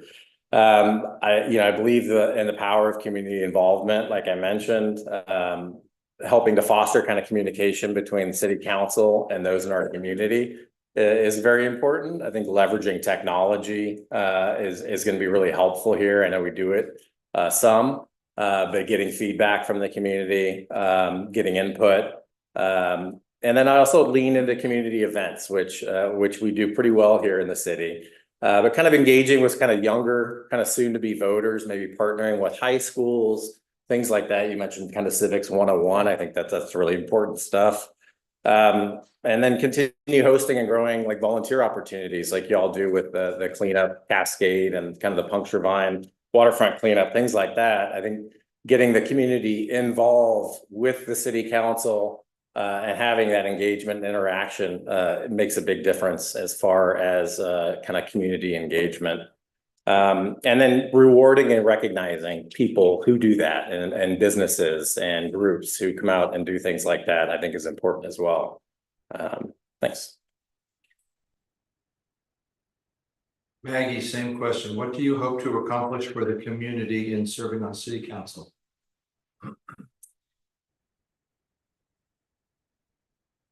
I mean, I kind of am echoing a little bit, but the biggest thing that comes up for me is housing, as something that I feel the crisis, and I would love to see this community be a more accessible place for more kinds of people to live, like people that work in, as a server in a restaurant where they feel like totally accessible to live here. So the housing, and I have learned a little bit about some of the work that has been going on, which sounds really cool and exciting. And I'm not completely sure if this is part of city council, but I'm gonna say it anyway, is also like engaging community like with this place that we live, so they know like about the history, so that we feel more connected to and kind of in reverence to the land that we live on. Yeah. Like there's a lot of recreating, and like we live in such a beautiful place, and yeah, there's just, I feel like there's I've seen it and I've heard it, just sort of like a need for connecting more to the land where we live, and I don't know if it's education around that or events or bringing people together in some capacity, but that feels like something that's important to me. Thank you. Amanda, same question. What do you hope to accomplish for the community in serving on city council? I kind of was thinking. Because there's like a more issue question later. That what I'd like to accomplish for the community is helping them feel like they're a part of the process, that their voice is heard. That they, yeah, get to be a part of making their city what they envision it to be and what they want out of their city. So I guess kind of community involvement. Maybe a basic way to put that. And yeah, like personally, I want to accomplish being an active listener to the community, to my fellow council people, and being open-minded about possibilities, because like you just never know what the next best thing is going to be. So not having like, yeah, preconceived ideas and kind of going in open-minded. And if I, you know, like had to sum it up, like I had to pick an accomplishment of like what we're working on, I think I would just say livability in general. Kind of encompasses housing, encompasses like walkability, bikeability, transportation, traffic, all of that stuff. Like let's make it livable and comfortable for people. And yeah, so everybody can get around and do the things they want to do. Be happy. Thank you, and Laura. Finally, you, the same question. What do you hope to accomplish for the community in serving on city council?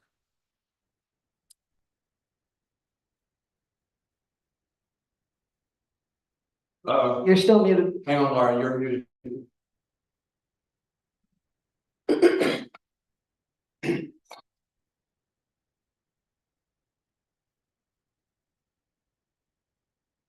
Fixed it last time, you figure it out. It is muted. I hear you.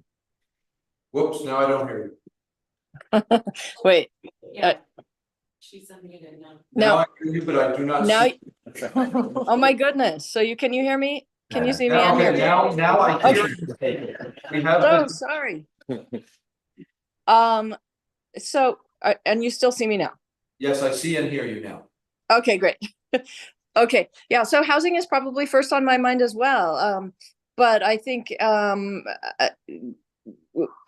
would like to one thing that I have been reading about and studying about that apparently happens is that people who typically participate when like planning and zoning boards invite public comment will be more privileged people. And and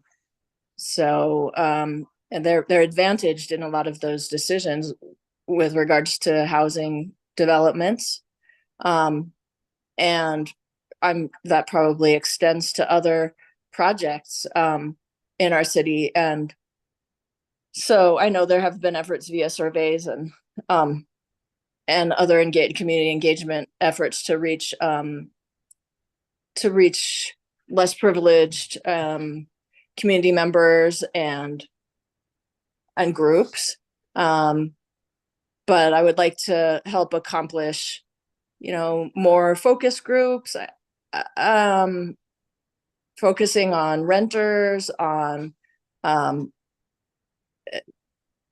people in the service industry, people maybe who are working in the city of Hood River, but commuting from elsewhere, maybe commuters in general, and find out what they need to, and what they would like to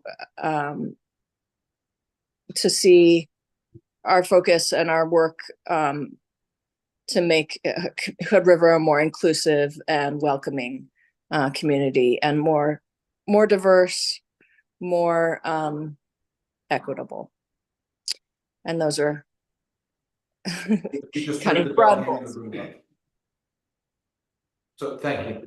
And Thank it's terrible feedback that 80% of y'all are not going to get this gig. Thank you so much for showing up. I really appreciate your willingness to serve. Thank you. Okay, Amanda, you're gonna start this time. And the question is, how would you represent the people of Hood River and their diversity of backgrounds, experiences, and perspectives? Okay, so I think obviously it's kind of easy for me to represent people who are similar to me, which would be like working class, I don't know, whatever class I am, but hardworking, business owner.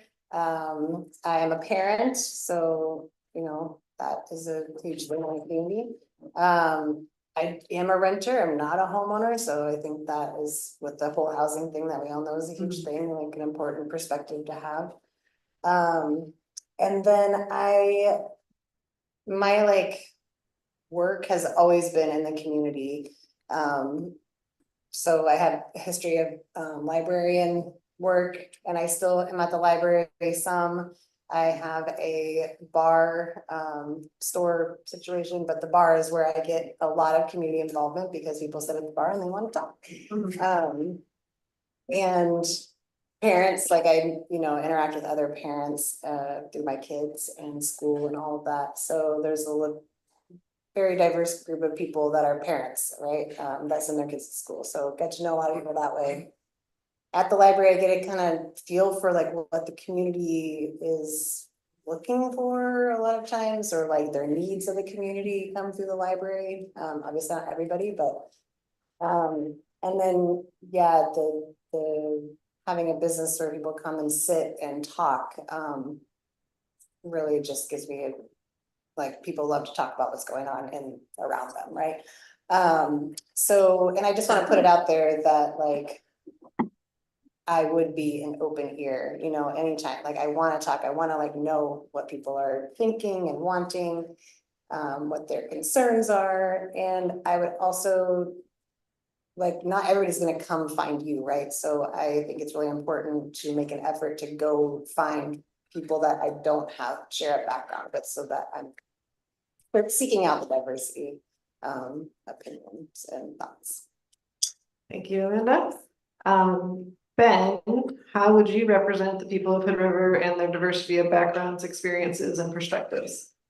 Yeah, so I've lived here for 14 years. In that time, I've met a lot of different people here, met some of you. You know, working at the Hood River News and also across the river at White Cement Enterprise put me in touch with a lot of different people over the years. Learned a lot about communities, both sides of the river, but a lot about Hood River and people of all, you know, walks of life. And I interviewed a lot of different people, and some of whom I agreed with, and some of whom I had very huge philosophical differences with. But you know, even though it was a private company, I viewed it as a public service, and it was my job to make sure their stories are told correctly and they're fairly represented. And I would do the same here. I have experience, you know, in that. Amanda and I were talking about this before the meeting, but I totally agree. Having a renter on council, I think, is important. You know, having people who have, you know, known the struggle of dealing with housing in this community, and knowing that fear of that you may be out of the community if you can't find you know, another place to live that's within your price range. So having that understanding, which a lot of people have in this community and more every day, I think is important to really drive the point home about how you know, challenging it is becoming to live here. Yeah. Thank you, Ben.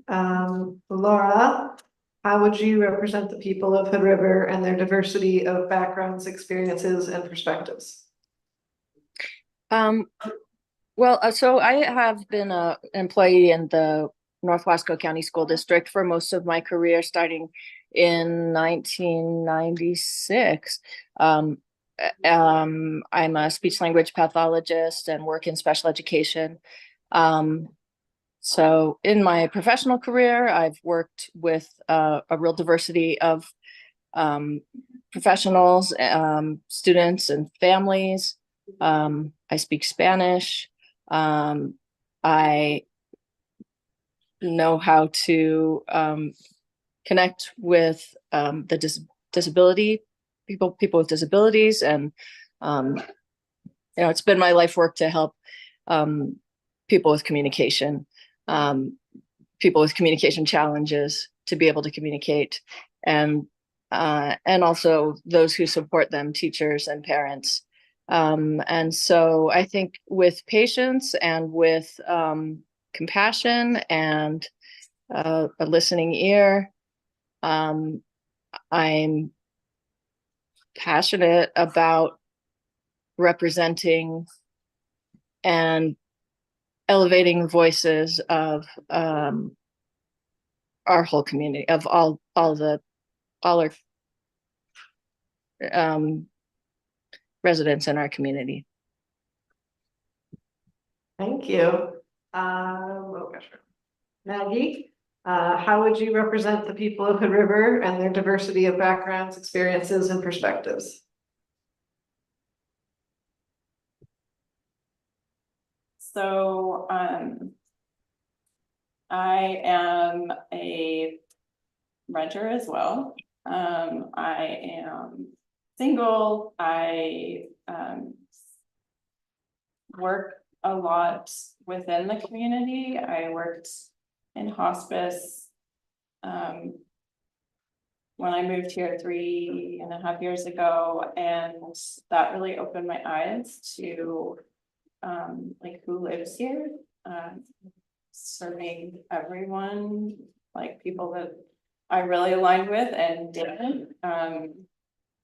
And I love connecting with, in the places that I live, I love connecting with the people that live there. I love connecting with and learning about all the different people that live here. And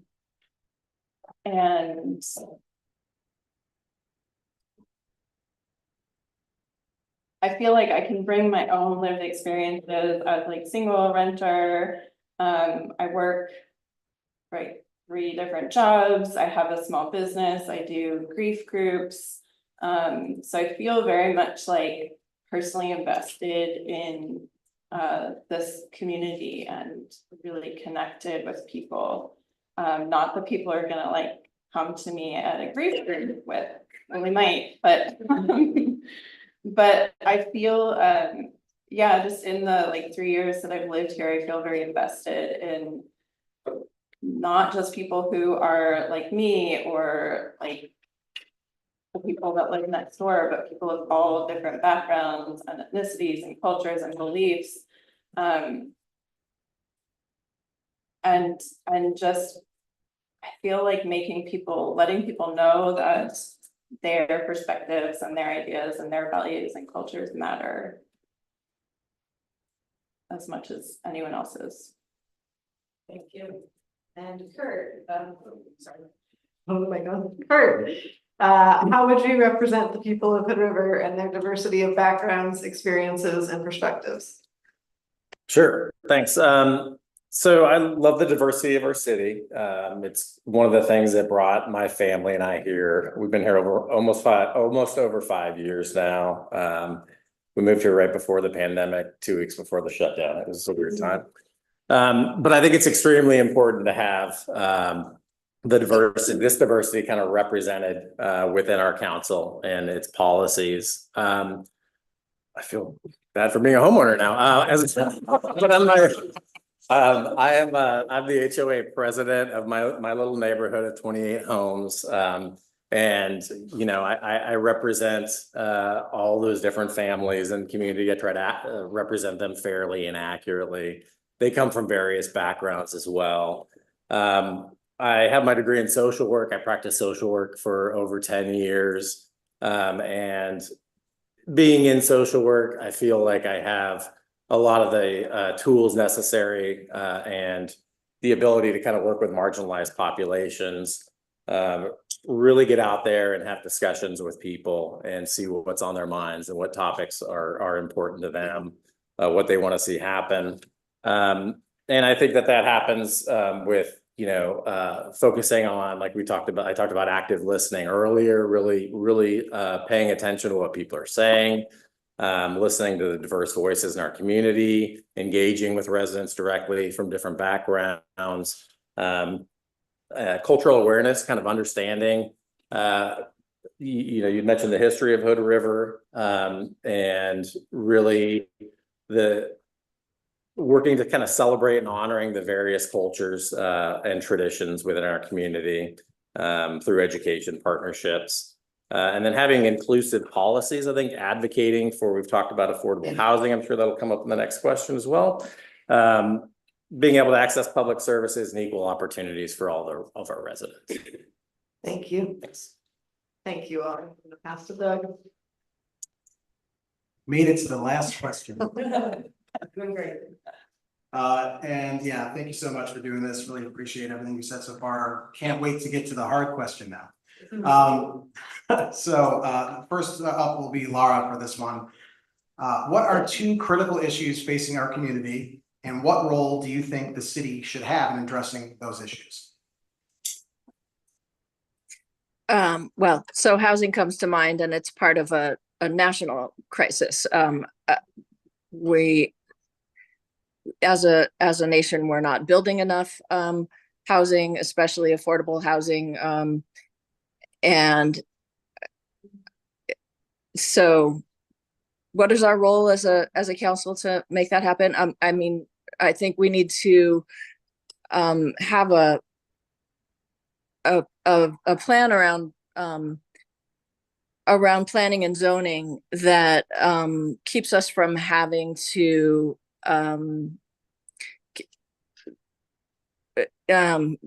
that keeps us from being bogged down with public input at the neighborhood level, where neighborhood defenders could be bogging down progress with building.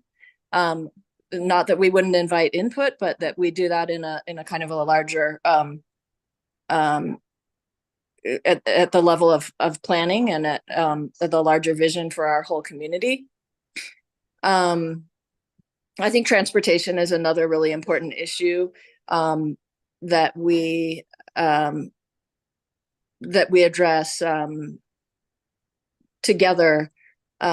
Public transit, walking and biking, sensible solutions to address congestion, parking issues, and safety for our town as it grows. And I think that our role is really getting ahead of and planning for growth, and agreeing on getting a vision, coming to a vision together with community input about how we want our city to work and grow. Thank you. Next up will be Maggie. Again, the question is, what are two critical issues facing our community, and what role do you think the city should have in addressing those issues? So one is housing. And I think I experience it. A lot of people in my world are experiencing this. And I don't know enough to know like what role exactly the city should have in addressing the issues, except for like planning and zoning, just really prioritizing that. And and I think it's working with like homeowners. I don't know if there's like a way to create like connection, so it's not like bad homeowners, because it's not bad.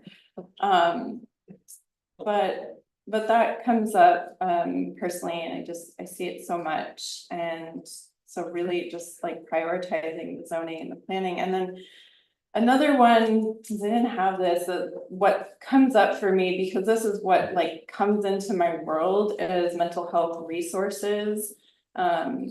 Initially in the winter in February, came into my world when there was a death by suicide in the high school, and I know that wasn't the first one, and there's been many attempts, and it just was sort of this scrambling of like, what do we do? And also like, what do we do when there's not a crisis? So it's not just acting on crisis. And I don't really know the role that the city could have in addressing an issue like this. But just having, I don't like some kind of organized event, like addressing this, or in an ideal world, there would be budgeting money to go toward more resources, not for adolescents and adults. Because that just feels like we need more of that. We shouldn't have to drive into Portland to get the resources and support we need. Thank you.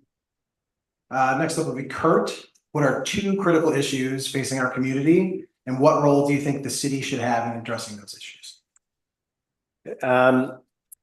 So as like many communities, Hood River has its challenges. I picked a couple that I'm kind of passionate about. The first one being kind of economic balance. So Hood River is kind of interesting how we are kind of a blend of, agriculture, tourism, technology, manufacturing. And I think balancing that economic growth with preserving livability in the city is key, which is kind of what we're talking about. Different ways to do that. I don't have the answers, but incentivizing businesses and housing developments, things like that to kind of better our community, bring jobs, bring some affordable housing and growth, kind of things that are important to Hood River and its people. The second one I'd like to touch on is sustainability, and that's both environmental and fiscal. I think environmental sustainability is key for us, something that'll sustain the community for decades. I'm eager to kind of learn more about what we're currently doing as a city, and what I might be able to add to that to help that we could accomplish together. I think fiscal sustainability, because without that, nothing else can really happen. Ensuring our city's financial health is set up for success for the long term is key. I think public-private partnerships is something that we can do, that is done, that we can expound on. And then focusing on renewable energy as well, which is, I think, good for both environmental and fiscal policy. Thank you. Thank you. Ben, this will be for you. What are 2 critical issues facing our community, and what role do you think the city should have in addressing those issues? Yeah, well, surprise, surprise, my first issue is housing. We haven't already gotten that established yet. But it is, I think it's the #1 problem that's facing this town, and it's been facing it for a while, and it's probably going to continue to face it. If there's this quote about like, if you're not able to live within 15 minutes of the city, like people who work, in the city, you don't have a city, you have an amusement park. And I really don't want that to happen. And I think the city's role in this should be huge, to do whatever it can to try and resolve this. And again, it's a hard, complicated issue that is larger than Hood River, but it's something that happened in Hood River before this really got to be the national issue that it is today. And so continuing to do this good work that the city has been doing, everything from land acquisition to incentivizing builders to create more diverse multifamily housing, amending the code to continue to allow for alternative, more density, or to make it easier to understand, the cut red tape in terms of building these kind of this kind of housing, be aggressive in pursuing grants, outside funding, developing alternative revenue streams, perhaps. Like the idea of land trusts. I think that's kind of an interesting, a cool concept in terms of, one way to work on this thing. And the other thing is infrastructure, particularly surrounding transportation. Like obviously, Hood River has grown quite a bit. It's going to continue to get bigger to a point. Obviously, you've got the UGB, but projects like the Heights streetscape, like that's going to be something that's going to take a lot of work, and then planning for development on the west side and how that's all going to connect with everything, and continuing to find ways because of all that to make public transit not only more accessible, but more attractive to people to take and work with, CAT, different partners like that, and then create a more bikeable and walkable community. Good enough. Thank you. Okay, and Said it was done. He's yelling. It's next to the mute button. That's a joke. There we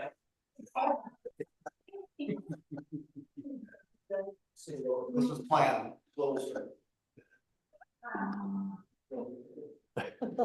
Laura could mute it for us. I'm not, I didn't hear the comment. Sorry, I was making a joke. There's a persistent ringing phone and I was thinking, you're good at Oh. muting, this phone won't mute. All right. So that was it's the last question alarm and it's done sounding. It's gonna be for Amanda. Same question. What are two critical issues facing our community and what role do you think the city should have in addressing those issues? Yeah, I think most of the major things, the issues that we're facing have to do with growth and evolution of the city and obviously housing is one of those. If you don't have affordable housing, it affects like the workforce, ratio, and then that affects like the whole economy of the city. So it's like so super important, not only just for like people's personal livability, but like the health of the community, right? I think that the city has done a good job of addressing stuff so far, like regulating the short-term rentals, working on projects like the Rand Road thing and the recent like incentive for, more multifamily condensed housing. Like I think all those are like really important and good steps. And obviously we need to do more and I don't know what that is, but I want to help find those solutions and ideas for those things. And I think, just allowing more, one thing I haven't really thought of, but like Ben mentioned was like not just short-term rentals, but more density and ADUs and like let people have an oven, whatever. Things like that could really make a difference in the housing situation. And maybe we already have, but I'm not up on that one. And the other one is urban renewal. Obviously I'm a little bit invested in this one. I've been working on it for a lot of years. But we've made great progress with the Heights urban renewal design, but it still needs, there's the whole finishing the design and actually doing the work and getting some changes made up there. And hopefully doing some small things in the meantime, just to make it safer. Because that was a huge concern about the whole plan, right? And then the West Side urban renewal. And, I really think that like good planning can lead to good livability. And so we have an opportunity here to really like plan mixed use and housing and all the, green space and all that. Like have a vision and make it good. So big projects. Thank you. I'll turn it back over to Gladys and Megan. Thank you for those 5 awesome questions you came up. I thought they were good. Well, I'm gonna quickly make you all blush, just by, this is a group of 5 people that I think it is a privilege to have you all being willing to serve, and I think you'd all make very thoughtful and intelligent counselors. It's gonna be very hard for us, of course, to only pick one, but I do just wanna really extend our gratitude for being willing and putting yourselves out there. I know it's awkward to suddenly be in a public seat. I know I was shaking the first time I was doing this. But I really, thank you all for coming here. I do, folks that don't get appointed tonight, I do really want you to consider whether it's this November. I think the deadline's mid to late August, or in a future year, or city committees. Please get involved. We always need wonderful, smart, thoughtful people. So thank you. Thank you. Yeah, I'll echo the sentiment from Councilor Saunders. Really appreciate you all willing to step up.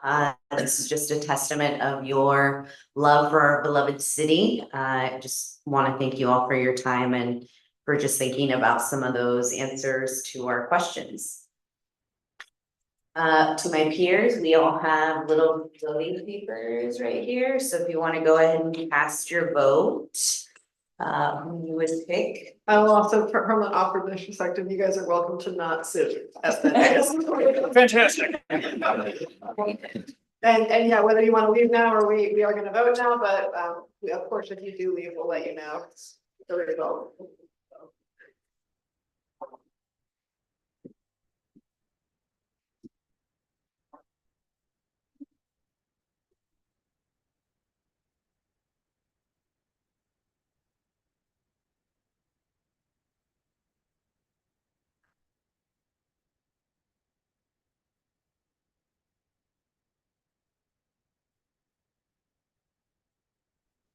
Put it hot dog. You told me I had to vote, but I still retained my independence.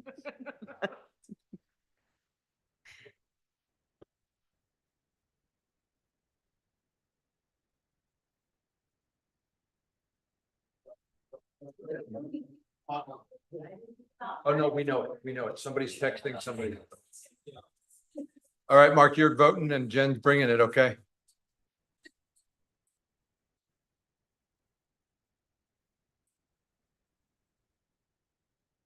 And so for you folks, we've got our election officials over here are gonna count the votes and announce the results. It's a little easier when there's only 6 of us.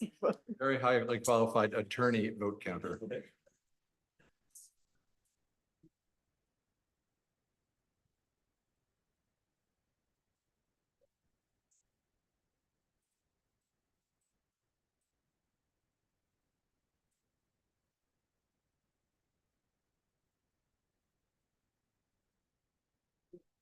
His lines are up here.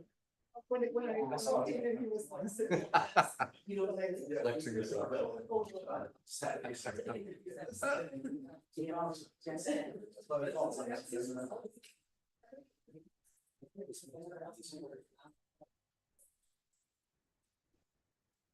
Discussion. Thank you.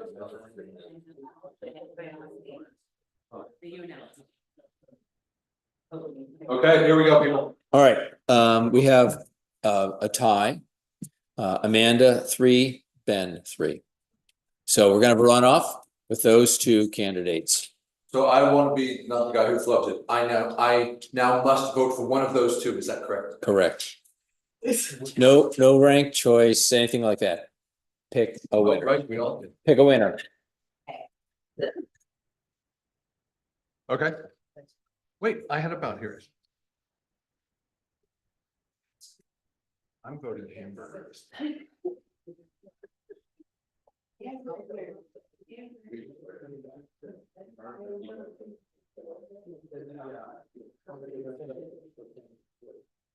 Mike Johnson would beg to differ.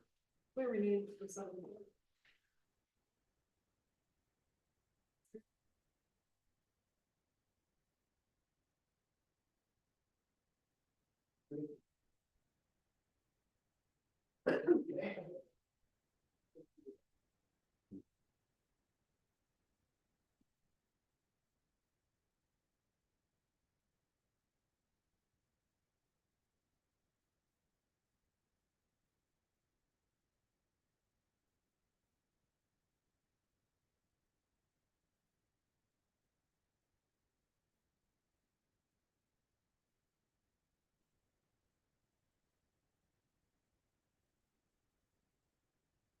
Okay, you guys, it's another tie, big surprise, 3-3.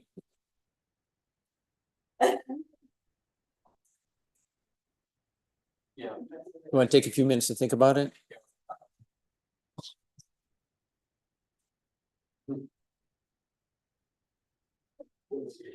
Should we ask them a question? Should we ask them a question? We ask them a question, or do we actually do a weird public debate ourselves in front of them? Which is my ideal, but.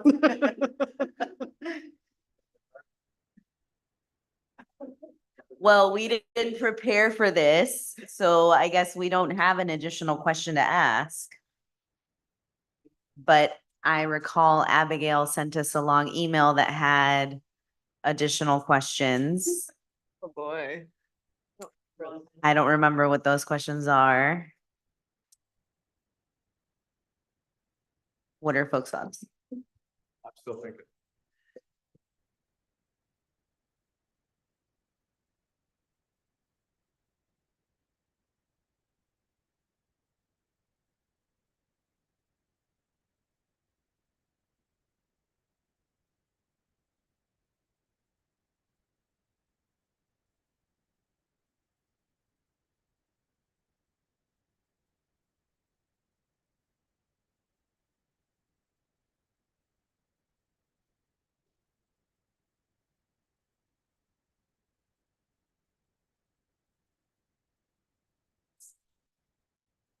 Is everyone comfortable with Abigail's suggestion? Yeah.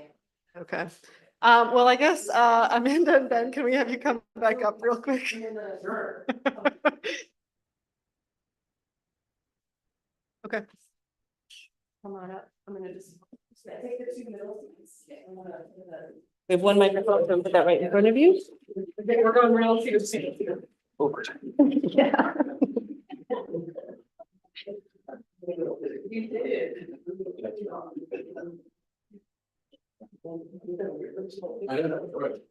Well, thank you both. We're gonna ask 2 more questions, and I think I'll start with Amanda for this one, start Ben on the next one. I'm gonna ask, what strengths do you believe you bring to this position to the city council? Well, I think that I am a good listener. I think I have a good rapport with people and that they feel comfortable with me and that we can communicate clearly and on the, kind of public side of that, and then also good relationship, like working relationships with people that I work with. And so I would say that, do I need more than one strength? Now's your time, list them all. Thank you, Amanda. Ben, what strength or strengths do you think you bring to this position in city council? Yeah, I think my time as a journalist where I was covering a decent amount of both city council and county commission meetings has kind of like led me to some insight about how, some of these processes work and issues in the city. I've got a little over 2 years on the planning commission, so that also kind of, lends some experience to the role.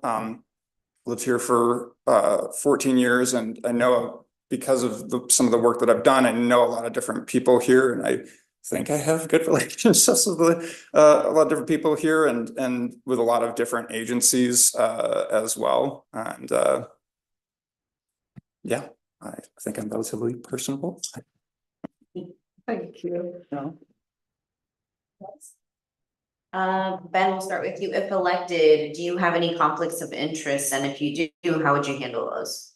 The only conflict of, because I don't own property or own a business or anything like that, it would just be, I think, with my job, I work for Mount Hood Meadows.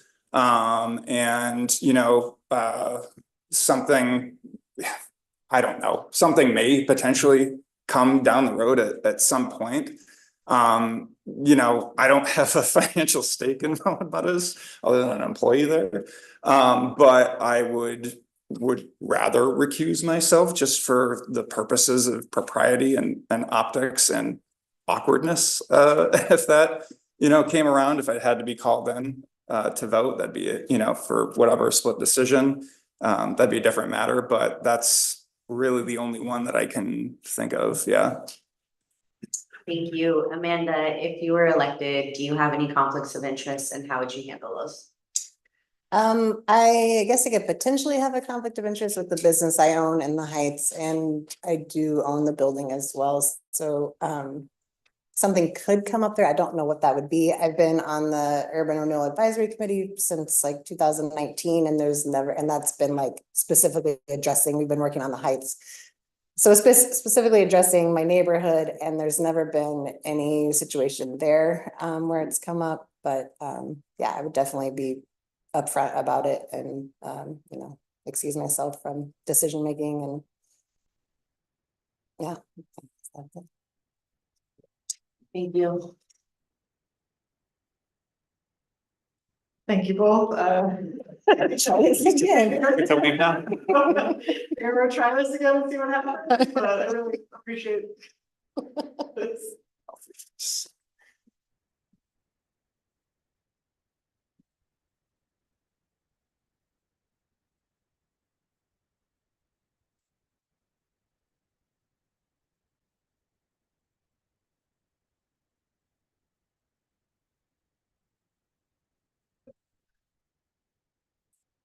Yeah,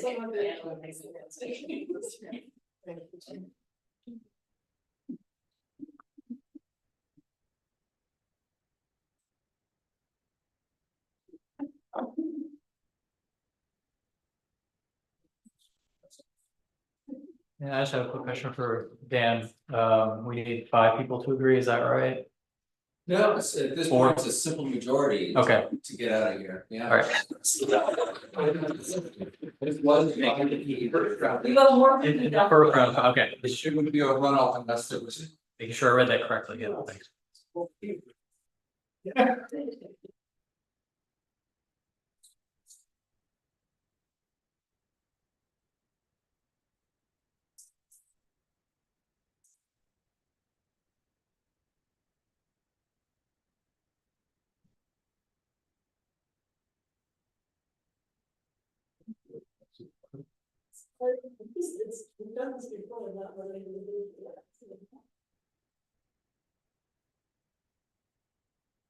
We have a winner. Ben. 4-2. Well, thank you all again, and Thank you also. congratulations Ben, but I really appreciate all 5 of you, including Laura online if you're still there. That means a lot that you were willing to apply. And I hope to see you all again soon. Before we finish this, I just want to talk about a little bit about next steps. So we will, future Councillor Mitchell, will be sworn in at our August meeting. Judge Cleveland will be here to swear him in. He is a member of the Planning Commission right now. I assume this means he has to resign from the Planning Commission. So we will start that recruitment very soon, and I encourage the folks who were here today who have shown an interest in city government to consider that position on the Planning Commission. That's it. And Abigail, just to remind everybody, the application deadline, if you wish to file to run, I believe is August 25th. Is that correct? I'm looking to Jen. I thought it was earlier than that.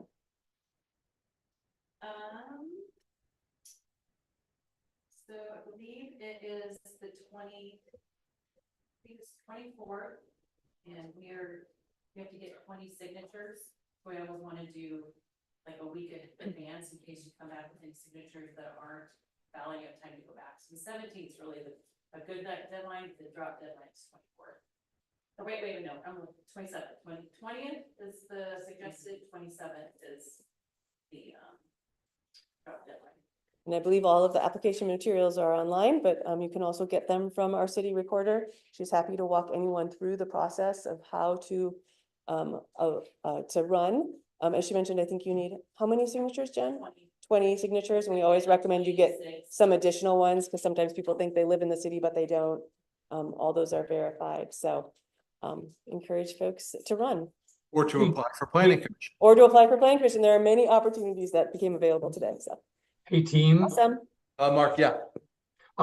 Jen's I could barely hear Jen. Her microphone wasn't on. So just if you could repeat the date for everyone that's online that might not be in that room. Thank you. The dates are, you must have applied by August 27th, but you need signatures to run. So August 20th would really be a good deadline, and you should come see Jen or go to the website to get ready to gather signatures to submit.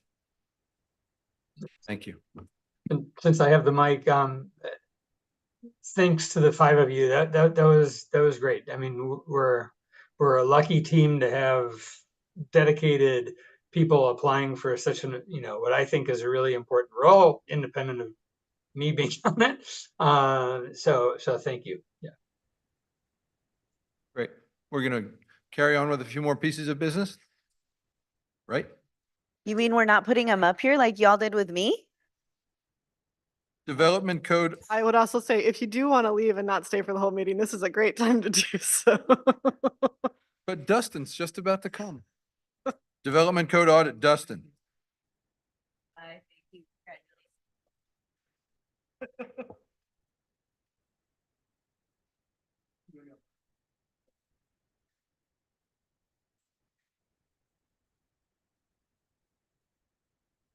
Well done, Yul.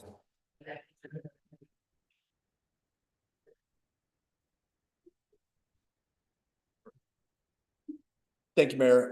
We have with us tonight, Matt Hasty from MIG. And Matt is leading our project team for the development code audit.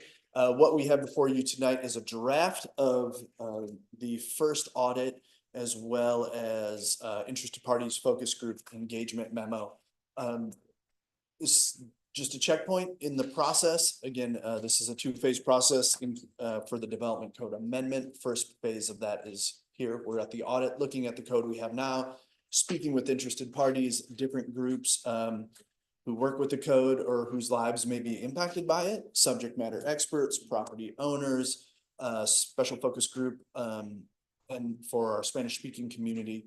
And tonight we're gonna report some draft findings that we have at this point. So this is by no means the end. We're not looking for any official action tonight. However, we are looking for any of your questions and feedback that you have on the materials that you've been provided. So with that, I'll turn it over to Matt.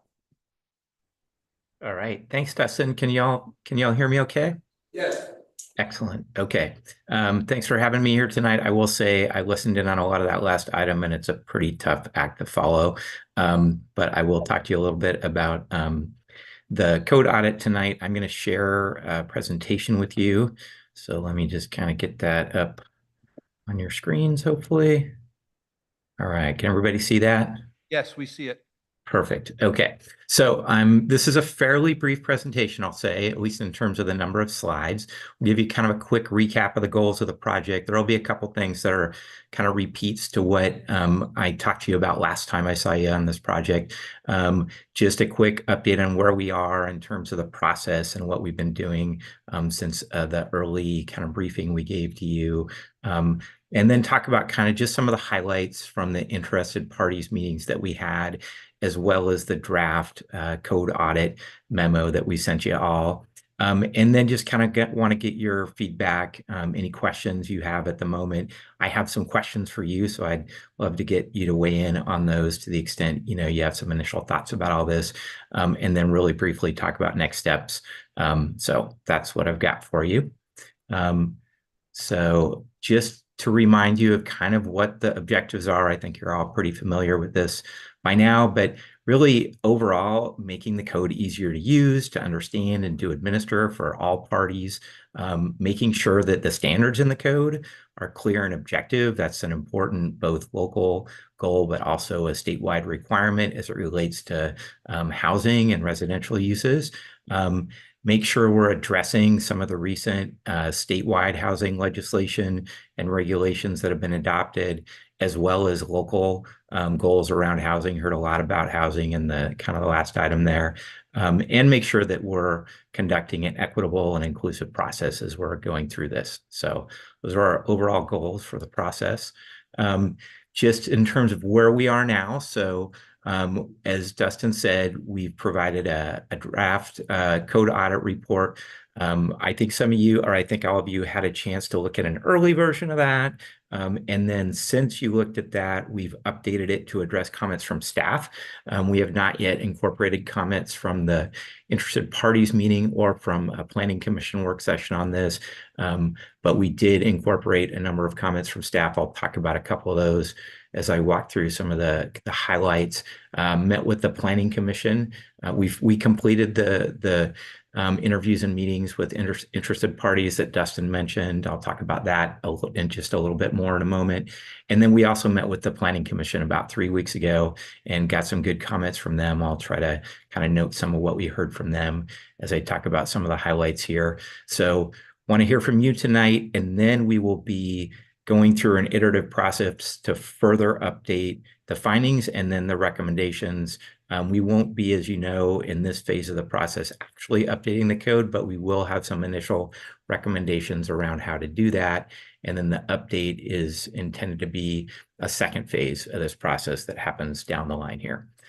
So that's just kind of where we are in the process. So just a little bit on the interested parties meetings we had.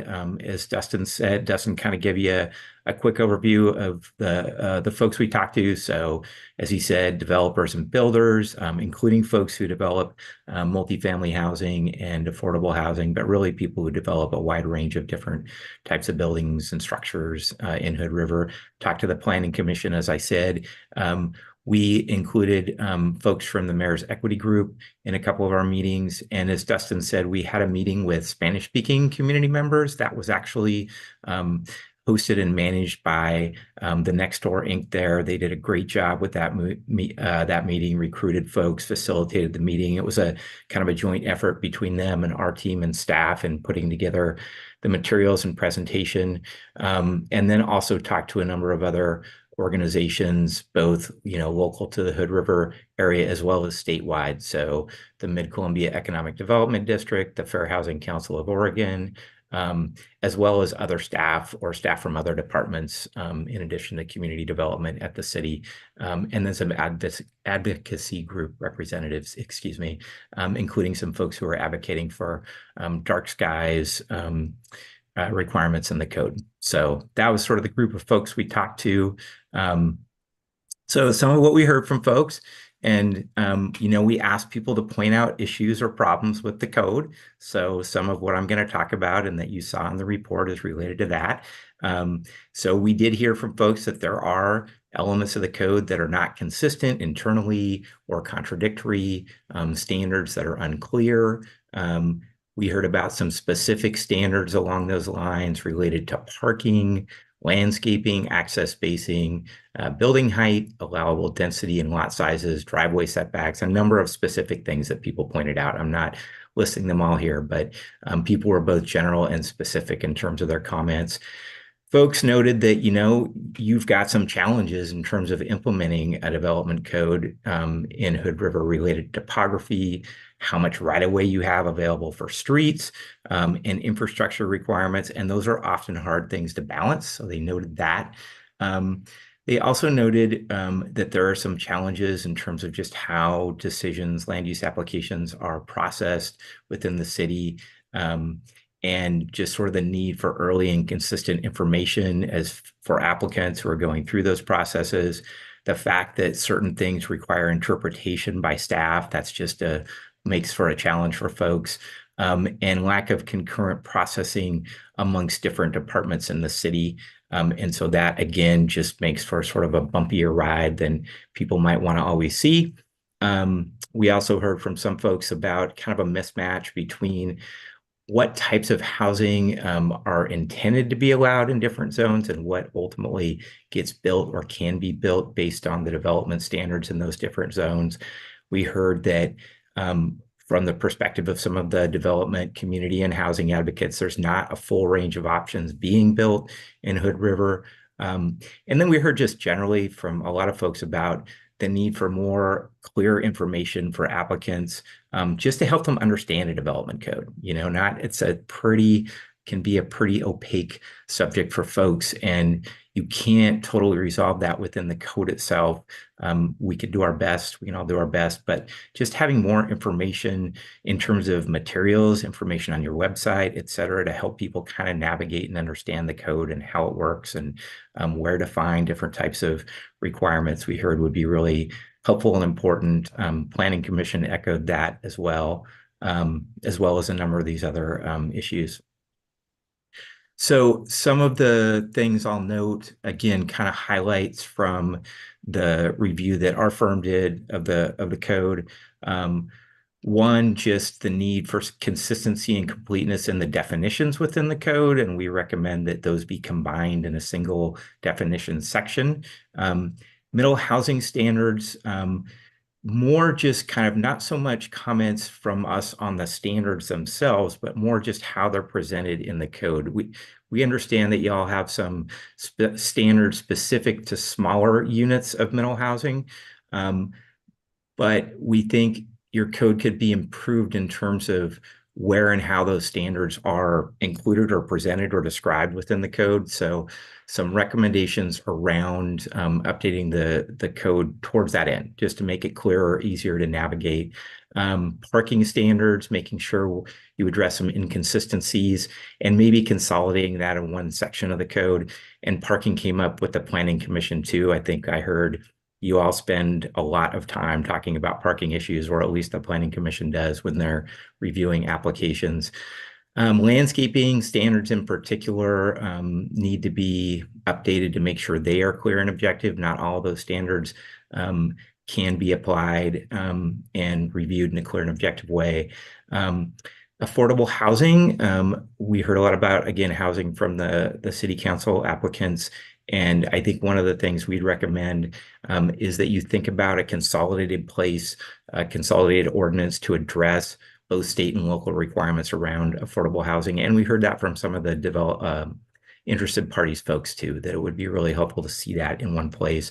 We heard from some of the planning commissioners, they thought that was a good idea as well.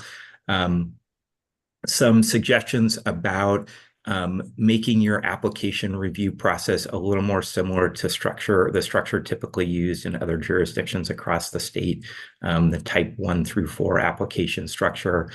And then just some changes we think you could make in terms of formatting and organization and presentation of information within the code to make it easier to use, easier to navigate, more use of consolidated tables related to different types of development standards and things of that nature. So that's just kind of a snapshot of what we heard. It's a fairly long initial memo.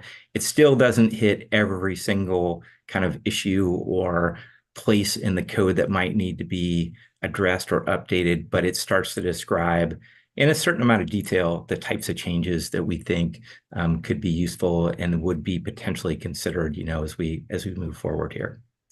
So I think I'm gonna stop talking for the most part, but first I'm gonna ask you, our questions for you are kind of, does that make sense, what I just described, the findings both from our work, but also some of what we heard from the interested parties?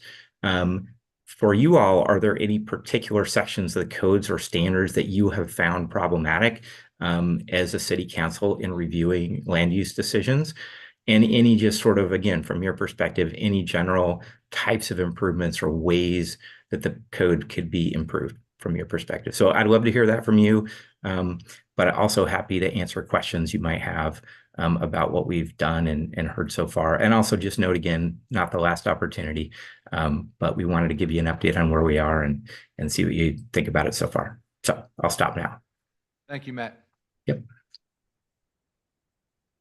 Grant? That's a quick clarifying question. Remote notification app review process type 1 through 4. Can you elaborate on exactly what those types are? Yeah, I'll tell you kind of typically type 1, and you have something akin to this, is just not quite the same. So type 1 applications are administrative review, the decisions made by staff. There's not really public notice.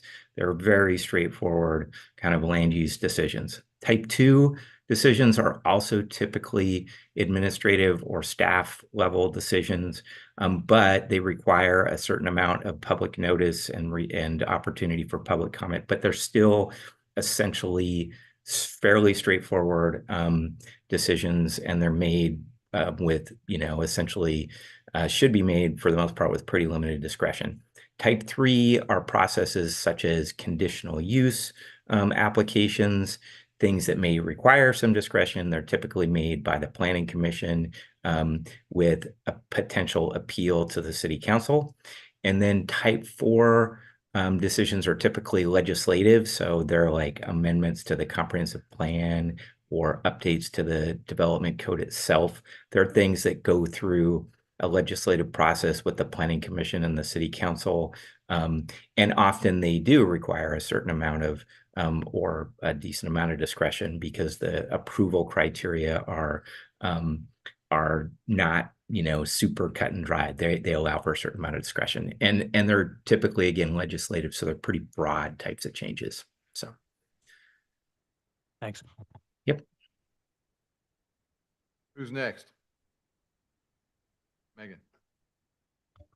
Matt, I apologize. This is going to be much more detailed than your overview presentation, but page 2 of your report, 76 of our packet, there's a bullet that says development completed prior to the implementation of current standards is difficult to address for infill projects. Could you elaborate on that?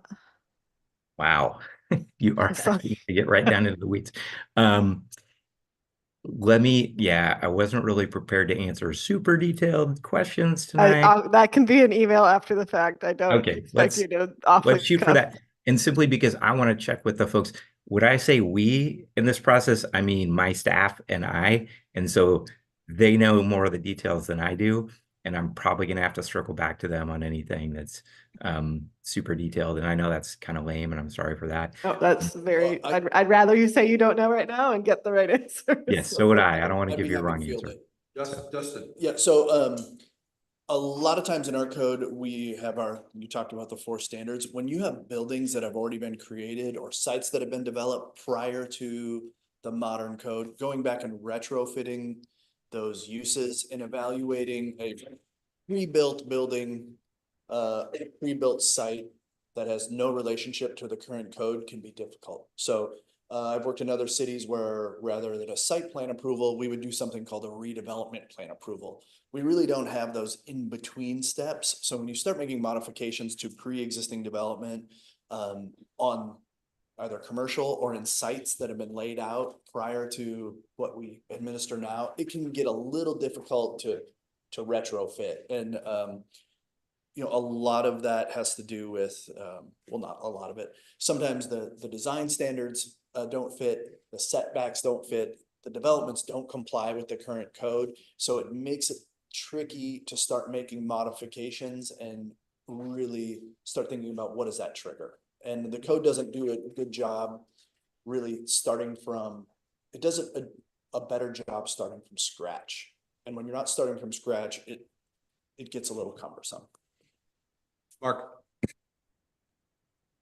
Yeah, this just popped into my head. I haven't asked Dustin about it or anything, but when we have what's equivalent to type 3 and type 4 approvals now, the staff report for it is like 100 pages long. It's just a ton of work.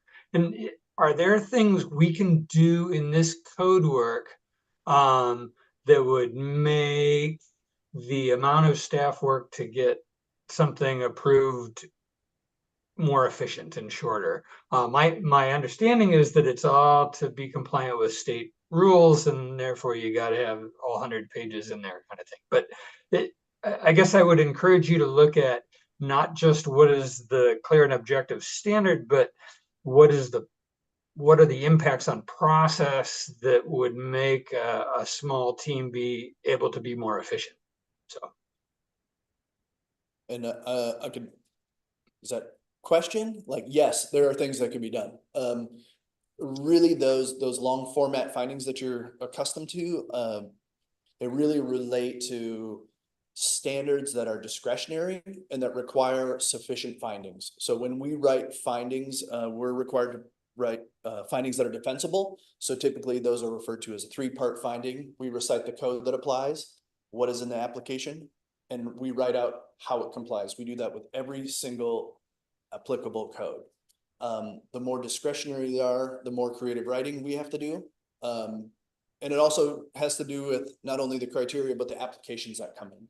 So when the application comes in and the applicant does a good job describing those things, it makes it easier for us.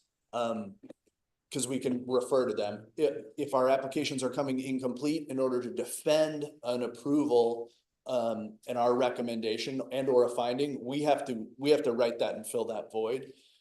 So not only the standards themselves have some impact there, but also that it will impact on how it can be approved. As Matt mentioned, if you have a very discretionary set of code criteria you're trying to address, we really end up running those through a planning commission or a public hearing or a public process because we have to by law. If I'm going to have a very discretionary approval and the standards are speak about compatibility and general and overall feel, I really have to have a defensible decision. I have to go and be transparent about that. and show our math. And when it's a mathematical finding saying, it's 15 feet tall and it's a 15-foot building, it complies. Those become very easy to convey. They become easier to approve, and they become very transparent. So all that being said is, yes, there's a lot of things that can happen there to determine how the process is done, how much homework do we have to do in order to evaluate proposals, both on the applicant side as well as the staff side. Gladys. I'm sorry.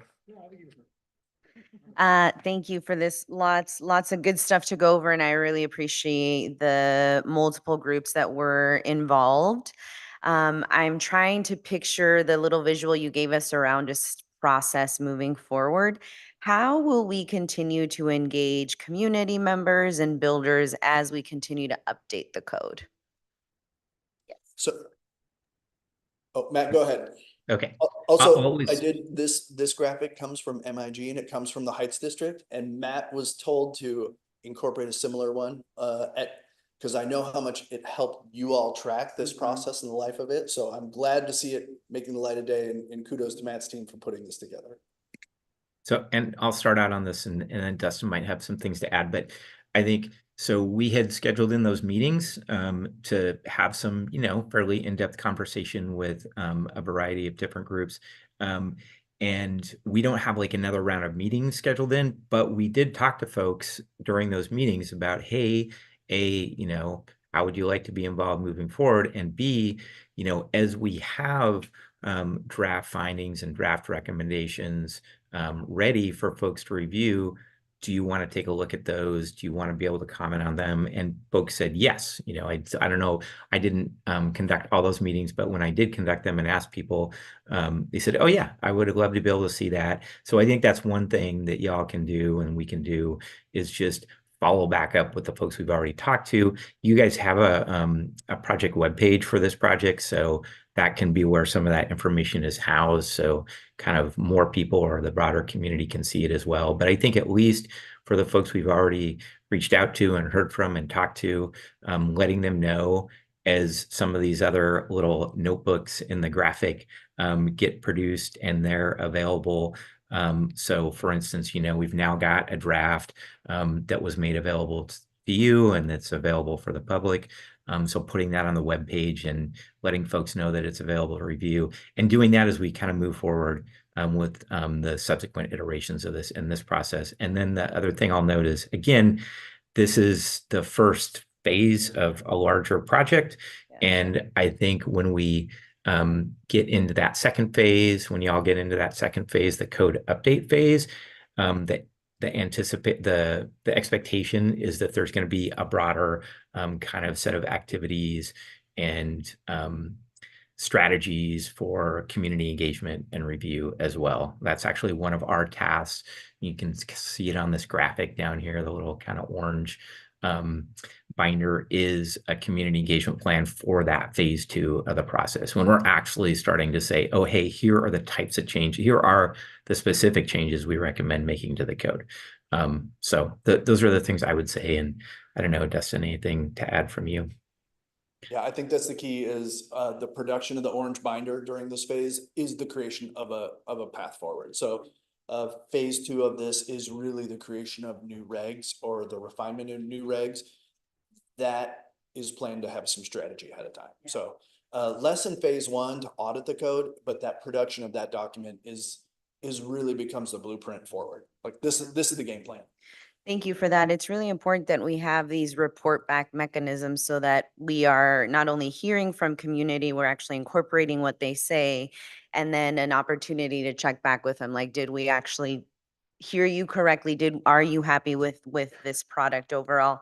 I do want to highlight that in the conversations there was suggestions from community members and even just some builders that I've chatted with around the need for a staffing individual that is bilingual to be able to talk about, give advice, feedback that is needed, and also just around the communication of the entire process. If it's going to take a little longer, to ensure that there is an individual from our team, an outside consultant that is at least in communication with the individual that is in charge of the project, just so that they are aware of where they are in the process and just how long or the timeline it's going to take. I also just really want to highlight the idea of illustrations and flowcharts to make it. There was a lot around plain language, and I really like that. But just a lot of visuals that we can make comprehension or just aware of the process a little easier. Thank you. Yeah, for sure on all that. I'll say members of the planning commission also emphasized plain language review and just making sure things are written in plainer language. Always a challenge with a development code, but I think, it's a really good goal. So thank you, Matt. Yep. So, thank you. This was a very insightful thing to read. I suppose some of the context that I'm curious about, if there's anything that stood out regarding this, is, of course, I can gather that you've got everything to some key themes, et cetera, that are within these headers. But in the bullets below, was there any commonality, any weightedness? Are we seeing that real estate professionals and advocacy groups and design professionals are all unified in certain key aspects of what we see under these key theme headers? Or is it, I'm just kind of wondering, is there some sort of weighted subheading, I guess is the right bullet point? How does that work? Yeah, I would say no, it's not quite that quantitative or in terms of the comments that we heard and that you saw in the report on the interested parties meetings. That's just kind of reflects, hey, these are all the things we heard. But I think in terms of some of those kind of some of the highlights that I mentioned, those are sort of more general observations. We didn't hear the same thing from everybody, but we did hear some things repeatedly. One was just make this code easier to use, provide some information outside of the code that helps people understand how to use it, make sure there's not conflicts between different sections within the code, make sure that some of the standards that are in the code that are not clear and objective now are moving forward. So I wouldn't say that, yeah, we didn't go through sort of a weighting process in terms of how we listed all of the comments in the summary report, but there were also some recurring themes that we heard. And those were the things we tried to kind of highlight in the front end of the summary and also in what I presented tonight. Yeah, those when we go through a process of talking to a bunch of people in a bunch of meetings, it's hard to go do sort of a weighting process like that. But we did try to kind of summarize some of the things that we heard repeatedly. Well, I can imagine with a list like that, you could probably suppose that you would expect these groups to agree, et cetera. Was there anything surprising that all of the groups listed here were unified on, I suppose is the other question related to that. Yeah, I hope this doesn't sound bad when I say it's surprising, and maybe it's not surprising, but unexpected, let's say. But maybe unexpected. I heard several people, and I don't think everyone said this, but several people said, like the code's got some good bones. Like it's not a really bad code, it just it needs a lot of TLC or help. But because one of the questions we asked people was, hey, are there other codes you've seen that you think are really good examples? And the sort of corollary to that people mentioned, a number of them was, and they were people who do development in other communities besides Hood River as well. And they said, this code's got some good stuff in it, some good structure. You don't need to, it's going to be helpful to do some reorganization and a lot of improvement, but it's also not terrible. So again, sorry if that sounds like a backhanded comment or something. But we did hear that. And yeah, so whether that was unexpected or surprising or not, I think it was good to hear that from a number of people. Thank you. Yeah. Megan.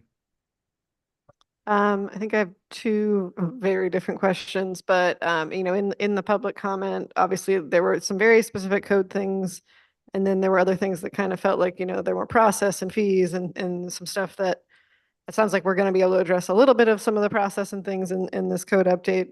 Some of it's outside of it. And so this might be more a question for Dustin and staff of, are we tracking all of those comments somewhere else for, conversation at the next goal setting or like future development,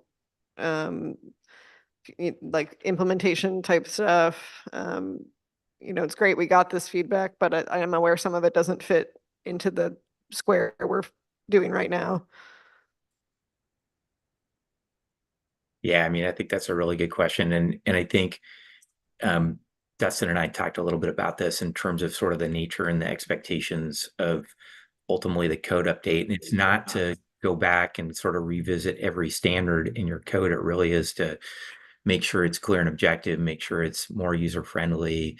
There's certainly going to be some look at some things that have an impact on policy as we're updating the code, but it's not going to cover every single thing you might want to cover or every single policy discussion you might want to have. I mean, I think that is sort of part of the nature or expectation of this process. And I do think it is a really good idea. We haven't talked about, so a way to keep track of comments that that feel at least now outside of the scope of the update potentially, but I think it's really important to do that. So I don't know, but I shouldn't speak for Dustin there, but I do think that's a really good comment. I'm gonna try to get as much as possible in it.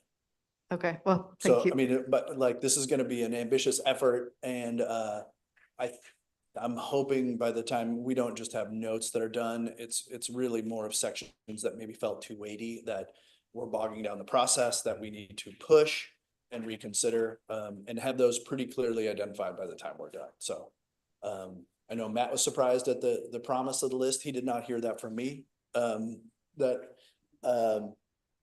I think there's a lot of work to do. I do intend to try to push the staff, especially, to resolve as many issues as possible, not necessarily to expand the scope beyond what's comfortable, but really take this opportunity to deal with things that are nagging.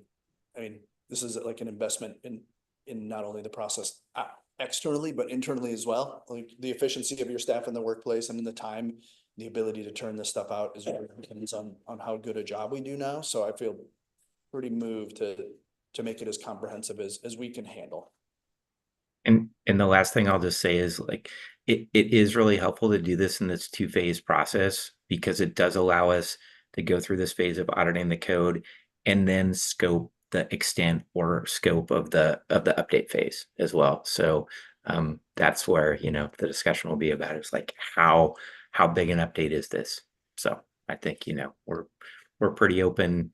You got some DLCD grant money to pay for this first phase. I can't speak totally for them, but I know that they're interested in funding at least a portion of the second phase. They may have some strings on like what their money pays for in terms of related to housing, but you all have a lot of discretion on, the scope of the effort as well in terms of phase 2. So I do think it's helpful to go through a sort of a two-phase process like this on these kind of projects. So I would just say that as well.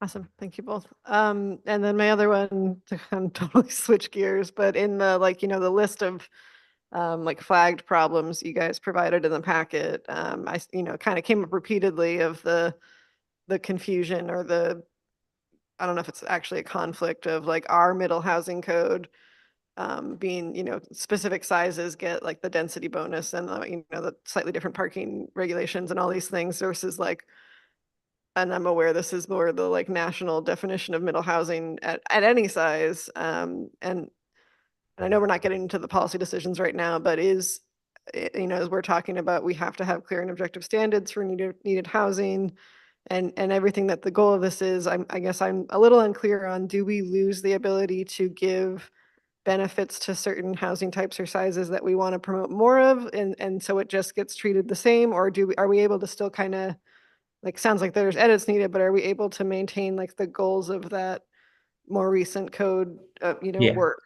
Yes, you're absolutely able to retain the goals of that work and to provide incentives or ways to encourage certain types or sizes of housing to get built. I think a number of our comments were just more about like how your core code is organized around information about those types of units versus other types of units that somebody might and you might also define as middle housing, just to make sure that, again, when somebody's reading your code and trying to navigate your code, like it's clear where everything is. And I think from our perspective, that could be clearer. And that from other folks' perspective that we talked to, you know, they had some similar comments, but that doesn't mean you that, but yes, you absolutely still can kind of have your own approach, given the size of Hood River, especially to how you treat those types of housing, because you're not at the size threshold where you need to do things exactly the way the OARs, the Oregon Administrative Rules for Middle Housing, treat it. So, so short answer is yes, if that helps. And, you know, apologies on our end for any confusion around that in the initial draft of the code audit that you saw, and we did have updated it to try to be a little clearer about that. I mean, it is helpful for folks who are coming in and doing development in Hood River, just to understand if you have different standards, sort of what's the relationship between you and other communities. But you don't have to solve that problem totally either, right? They can figure that out. That's not all on you. So hopefully that helps. Did that get to the question? Yeah, no, that's, you know, I think it's the line for me of, I obviously want a clear code and I want to limit confusion, but I would have been very sad if we were getting rid of the few incentives that I feel like we've actually built in the last few years for the housing type we're trying to get more of. So I'm glad to hear that we can kind of thread that needle and make it better without losing some of the value. So thank you. Yep, absolutely.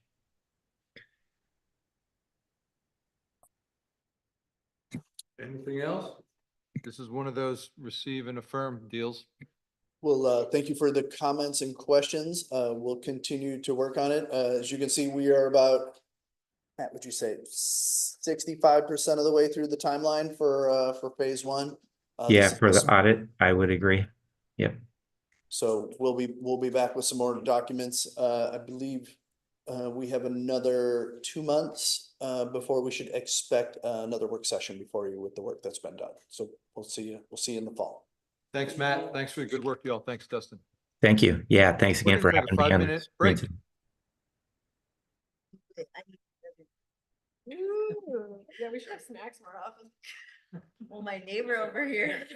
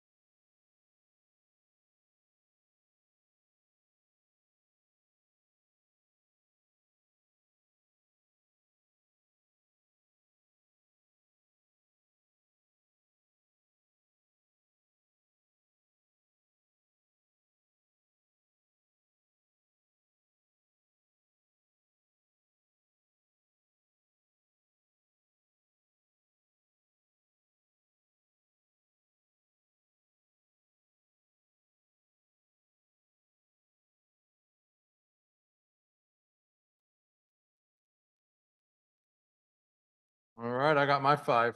How we doing? Ready.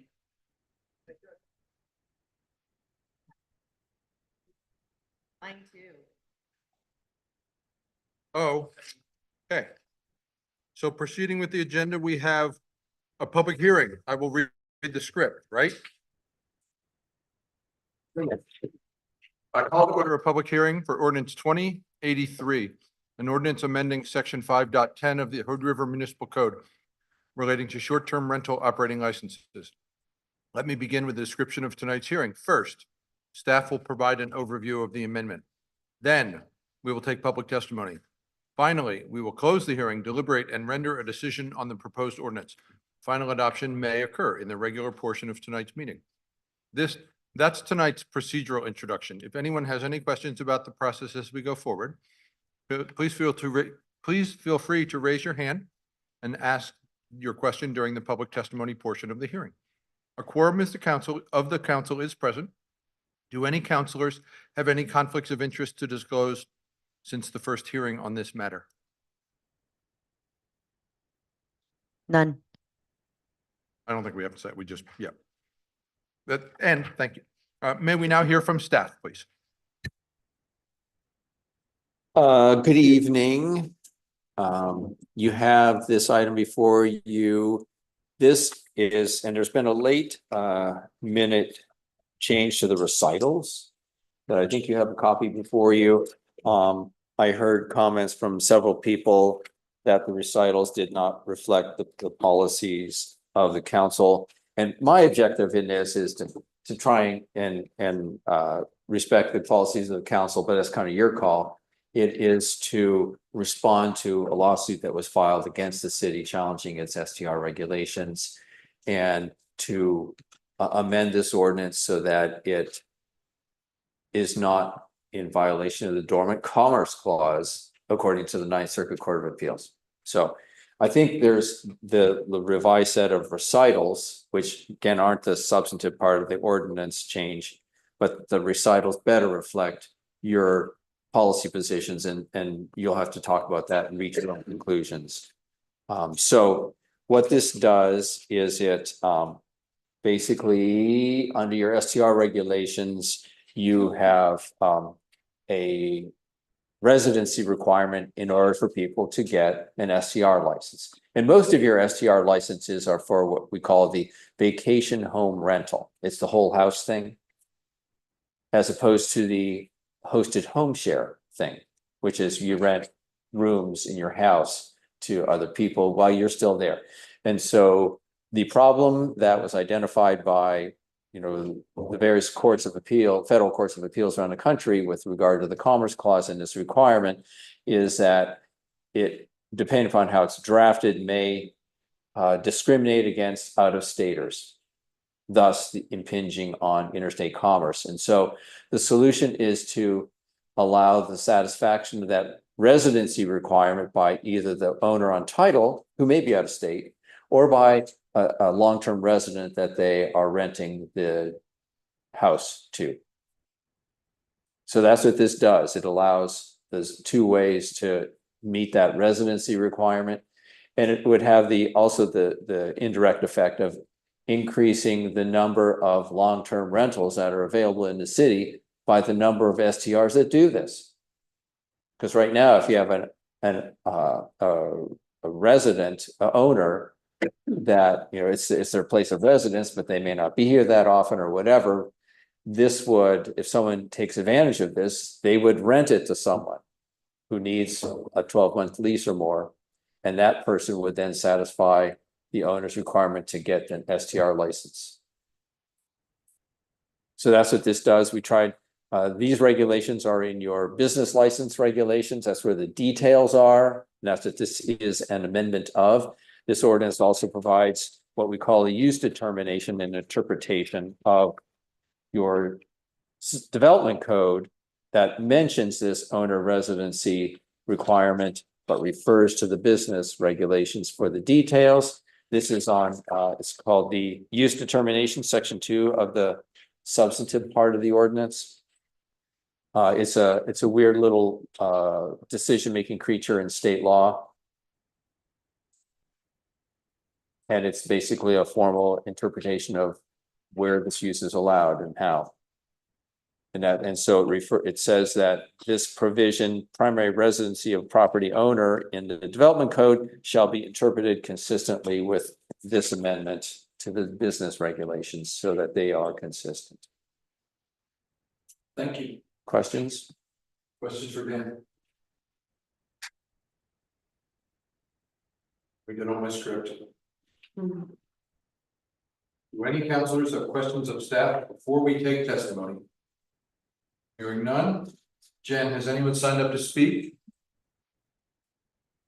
there anyone else who wishes to testify? It appears no. I will now close the public hearing and open the council deliberation. Thank you for that good script, Dustin. And as ever, we are looking eventually for a motion, but not to rush things. If you're close to a motion, there's a tricky deal associated with this. We're suggesting an emergency clause adoption. So that means it becomes effective upon the second reading and also both readings in the same meeting tonight. So to do both readings, you need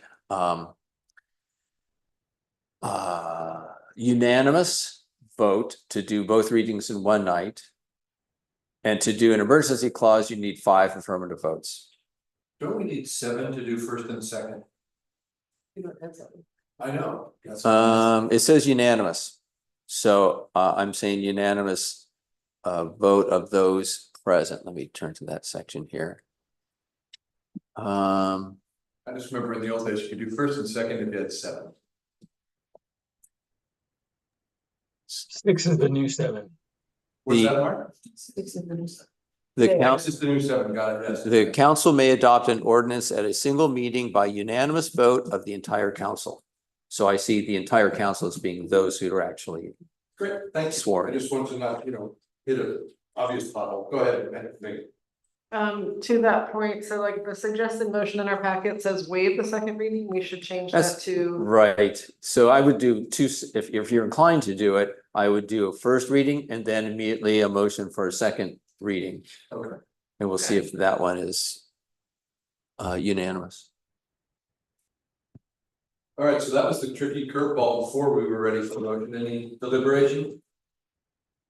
Dan, Doug. Yeah, I will say that I'm in favor of doing this in light of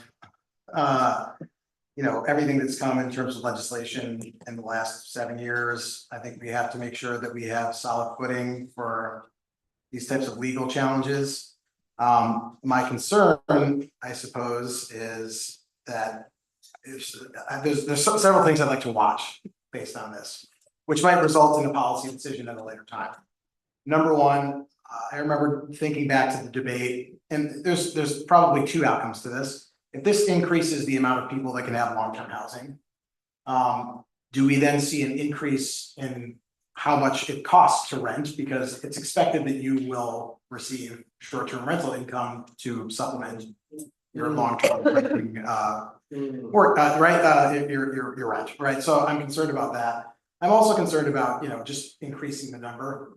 So it'd be interesting to understand of these properties that do this, how is the rent affected? How is the number affected? Because if it's going the way of, price gouging somebody to basically have to do this as much as they possibly can to have a place to live, that's not fair. And it's also not fair if it dramatically increases the number, because that's not the intention, I think, of this entire council. So I'm not sure.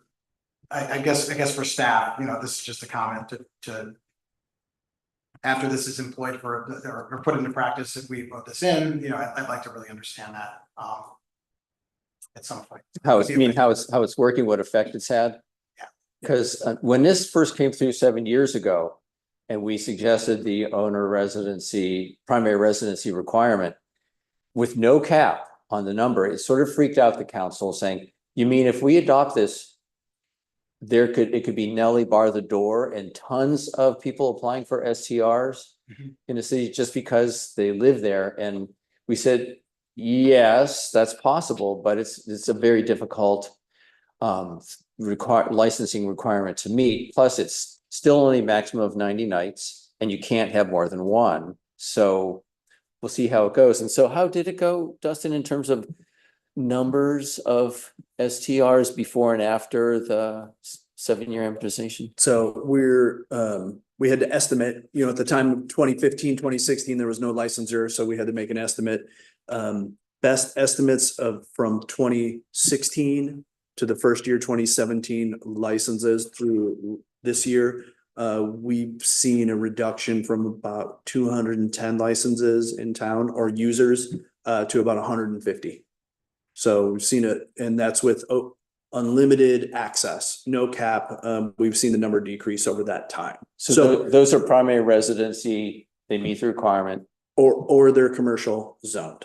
Yeah. So we've also seen a shift. That number, I think, probably disguises a little bit the shift from a residential area to a commercial. Whereas a vast majority in 2016, we saw in a residential area, that is flipped to where a vast majority of the licenses now, the non-owner resident or non-owner occupant resident requirement has shifted that to the commercial district where that doesn't apply. So we've seen, I would consider it very effective, a very effective tool. Good news is in terms of tracking, we license every single year, every single January, every single user gets a license.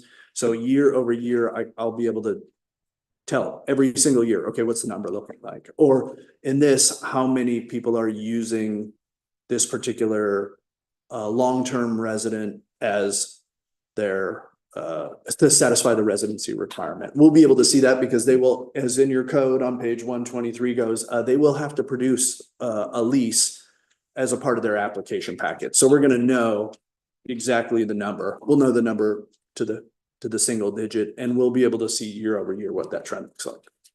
And what did that 150 do in October when the 7-year terminated? It went down to 150. So I think That's when it went. That's the after number. Yeah, I believe we had, because we saw coming into the year, a number of people voluntarily concede the license, knowing they weren't getting the full year's benefit. So, I mean, we saw 50 roll off. Thank you. Other question, Megan? Well, yeah, I want to agree with Doug. I think this has been the practice of this council since the rules were adopted, and I'm sure it's going to continue to be, whether it's this change or future changes we haven't seen yet of clearly tracking and paying attention to short-term rentals is important for us, and I think for the community at large. And so I certainly agree with wanting to kind of keep an eye on that. I do big picture. Yeah, I mean, I'm gonna vote yes on this because we need to address the issues we didn't know were gonna come up 7 years ago. And I want to thank Dan for addressing some of the recitals. I think it better matches what I believe, I mean, certainly for myself and what I believe for the larger council, kind of our goals in this are, yeah, in one of the whereases of preserving quality of life, which comes from all of our cultural, ethnic, and economic diversity of our resident population. And oh gosh, where was the other one? Increasing the number of dwellings available for long-term tenancy is much more our goal than, there's a free-for-all for short-term rentals, and especially in residential zones. So I think you better match what our goals generally are with this. So thank you for that. Agreed. Thank you, Dan. I would entertain a motion. And sorry, again, clarity, do we have to actively say in the motion that we're doing an emergency clause? No, but we read it by title only. It's in the title. Okay. Then I move to approve ordinance 2083 by title only for first and second reading tonight. Moved by Megan. Second by Doug. Okay, further discussion. So this is an unusual thing. Let's do this right. It's an ordinance, so it's a roll call, right, Jen? Yes. And in order for it to work, it has to be unanimous. Are we going to do that now or under city recorder? Good Which is next? I mean, Good. Hold on, let's just. This is Yeah, so we're marching through the agenda. Now, under city recorder, we're going to have this vote. Is that? I think, yeah, you're right, because you separated. This is to refer to the action item part of the agenda. So Chris. Thank you. So, let's see, we had a move and a second. We haven't voted yet, still on the table. And on the agenda now, we are city recorder, please, would we have the? Are we at that point in time now? Okay, what the heck? Okay. Roll call. Counselor Polson, Aye. Counselor Rivera, Yeah. Counselor Stupina, Aye. Counselor Saunders, Yes. Counselor Zandmiller, Yes. Your Yes. Honor. Aye. Ordinance 2083, an ordinance amending Title 5, Business Taxes, Licenses and Regulation, Chapter 5.10, Short-Term Rental Operating Licenses, Section 5.10.050, Application and Fee of the Hood River Municipal Code by defining property owner to include a long-term tenant under contract with the real title owner for purposes of satisfying the primary residence requirement for STR license holders and declaring an emergency. Ordinance 2083 has passed its first reading by title only, and we will now have a motion to read the second time, read it for the second time by title only, as it is an emergency ordinance. Actually, just had a stupid question. Did we need to explicitly say the amended ordinance that you passed out tonight? Or? No one said amended, but it was revised. So I would say in I would say, so we're in action part of the agenda. So this is the actual adoption part. So just to remove all doubts, since we are in litigation, I would say do it again, refer to it amended, first reading, and then roll into the second reading, so long as it's unanimous. Good, so for clarity's sake, we're going to do the first reading, vote on the first reading again to include the word amended in the motion. Okay, sorry guys. I move to approve the amended ordinance 2083 by title only for first reading. Second. Moved by Saunders, second by Stupina. Roll call, please, Jen. Counselor Polson, Yes. Counselor Rivera, Yes. Counselor Stupina, Yes. Counselor Saunders, Yes. Counselor Zandmiller, Yes. Your Honor. Yes. Okay. Ordinance 2083, an ordinance amending Title 5, Businesses, Taxes, License and Regulation, Chapter 5.10, Short-Term Rental Operating License, Section 5.10.050, Application and Fee of the Hood River Municipal Code by defining property owner to include a short-term tenant under contract with a real title owner for purposes of satisfying the primary residency requirement for STR license holders and declaring an emergency. Ordinance 2083 has passed its first reading by title only unanimously, and we will now move to have the second reading tonight. Okay, I'm gonna move to approve the amended ordinance 2083 by title only for the second reading Second reading and final adoption. and final adoption. Moved by Saunders, Second. second by Stupina. Roll call, please, Jen. Alrighty, Counselor Stupina, Aye. Counselor Saunders, Yes. Counselor Polson, Yeah. Counselor Rivera, Yes. Counselor Zandmiller, Yes. Your Honor. Aye. Ordinance 2083, an ordinance amending Title 5, Business Taxes and License and Regulation, Chapter 5.10, Short-Term Rental Operating License, Section 5.10.050, Application and Fee of the Hood River Municipal Code by defining property owner to include a long-term tenant under contract with a real title owner for purposes of satisfying the primary residency requirement for STR license holders and declaring an emergency. Ordinance 2083 has passed its second reading and will become effective immediately. So I'll keep you posted as to how this goes in the litigation. And I gotta tell you, you know you're not doing your job unless you're getting sued once in a while for it. So don't feel bad. But also if this doesn't work, you are under federal law and under state law can prohibit vacation home rentals in your jurisdiction. That's what Santa Monica did. And the exception is to allow these hosted home shares. So that's exactly the ordinance that the Ninth Circuit Court of Appeals affirmed in this case. So that's a bigger discussion, a more protracted process with a lot more, things to do. If it comes to that, I hope it does not. Great. Because I think you are achieving the policy objectives as stated. I keep at it. While wasting the minimum money possible. Right. City manager comments, Abigail.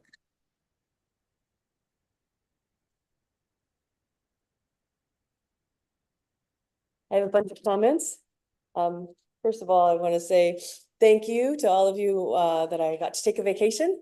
Seemed like things went smoothly in the city. Special thanks to Finance Director Chris Longinetti, who served as the acting city manager while I was gone. It's great to be back.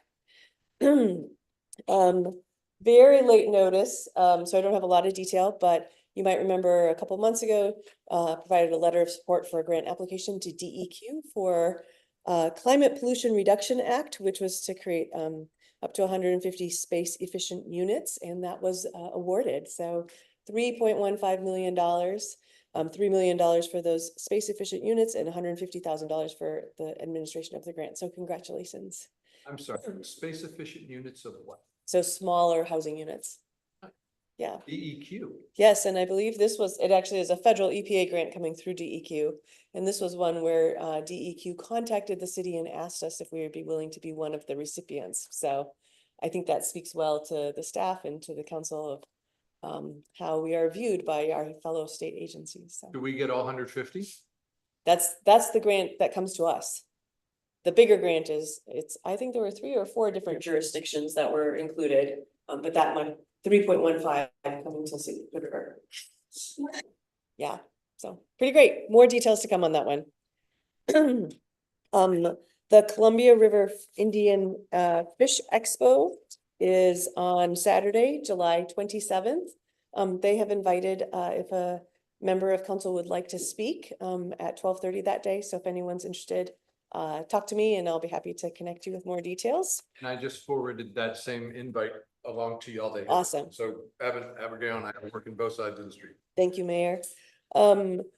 We have plans to cancel the second meeting in August, so I think we meet August 12th. That meeting might be a little bit heavy because we'll load up the agenda, but then we will not be meeting on the 26th. That's our tentative plan, so just let you know that. And then finally, while we've been in this meeting, I think a number of us have been monitoring. There is a new fire just north of Mosier. It's called the Microwave Tower Fire.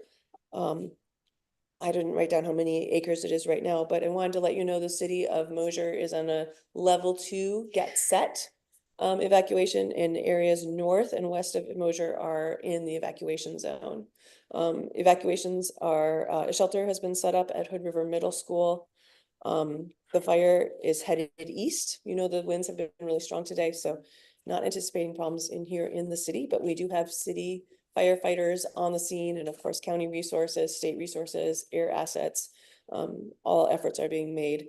And then finally, Pacific Power has notified us that they are de-energizing power lines. So it is possible that folks in the city or in the surrounding area will experience some rolling power outages while this fire is being addressed. I made friends with the mayor of Mosier about a month ago. I will reach out to him right after this and just say, hey, what can we do?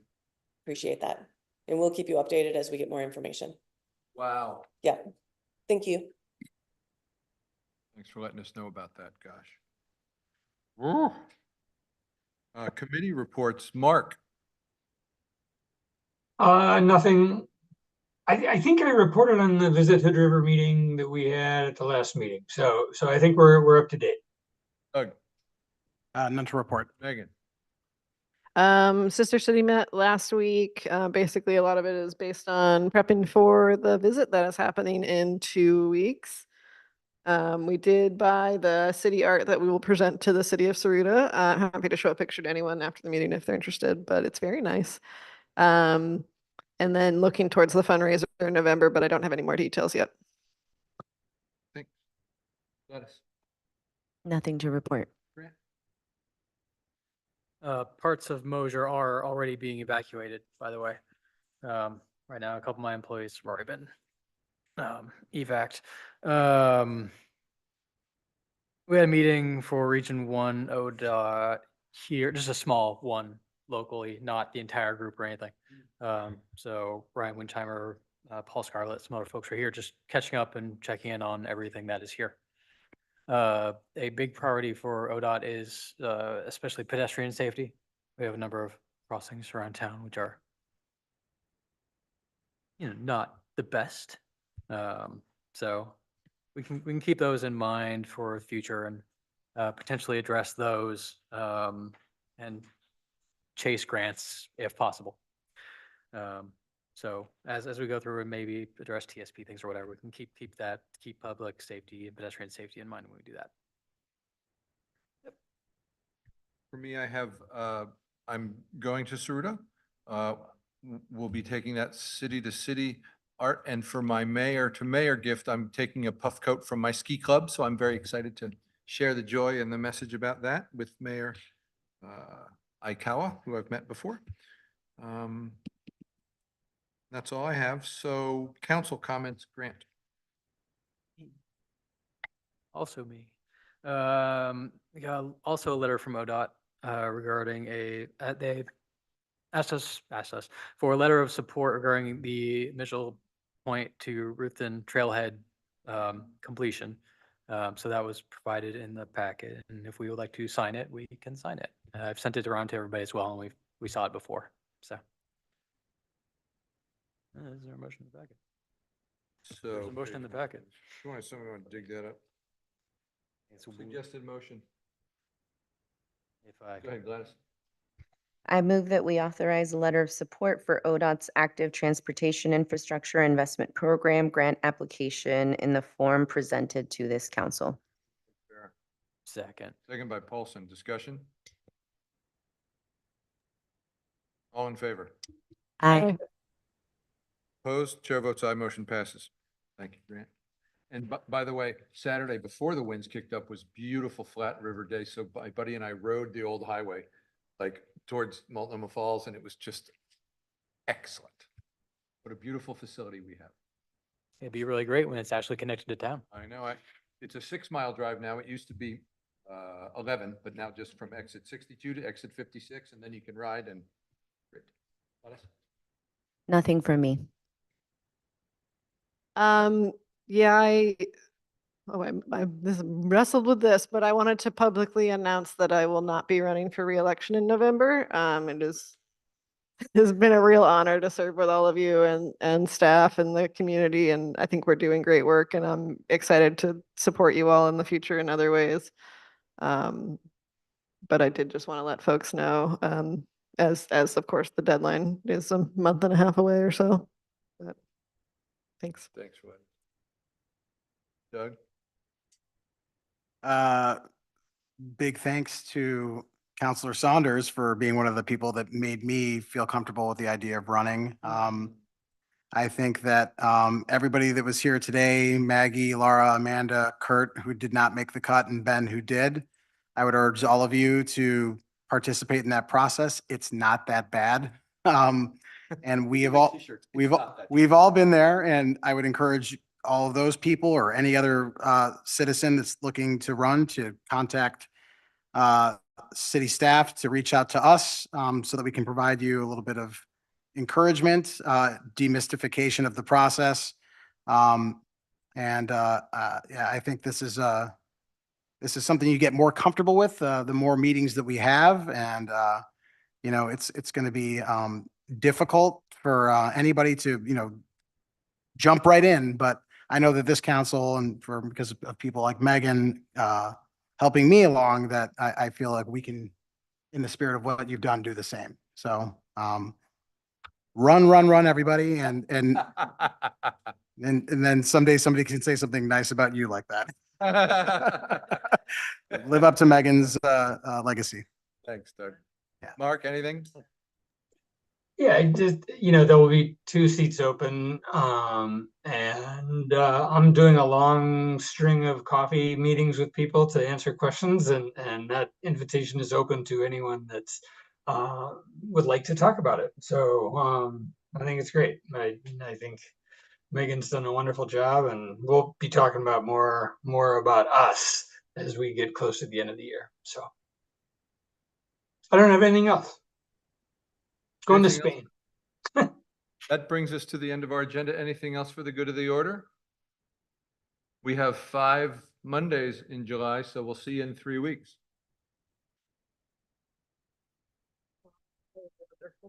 Thank you. I will totally miss walking around Tokyo with you.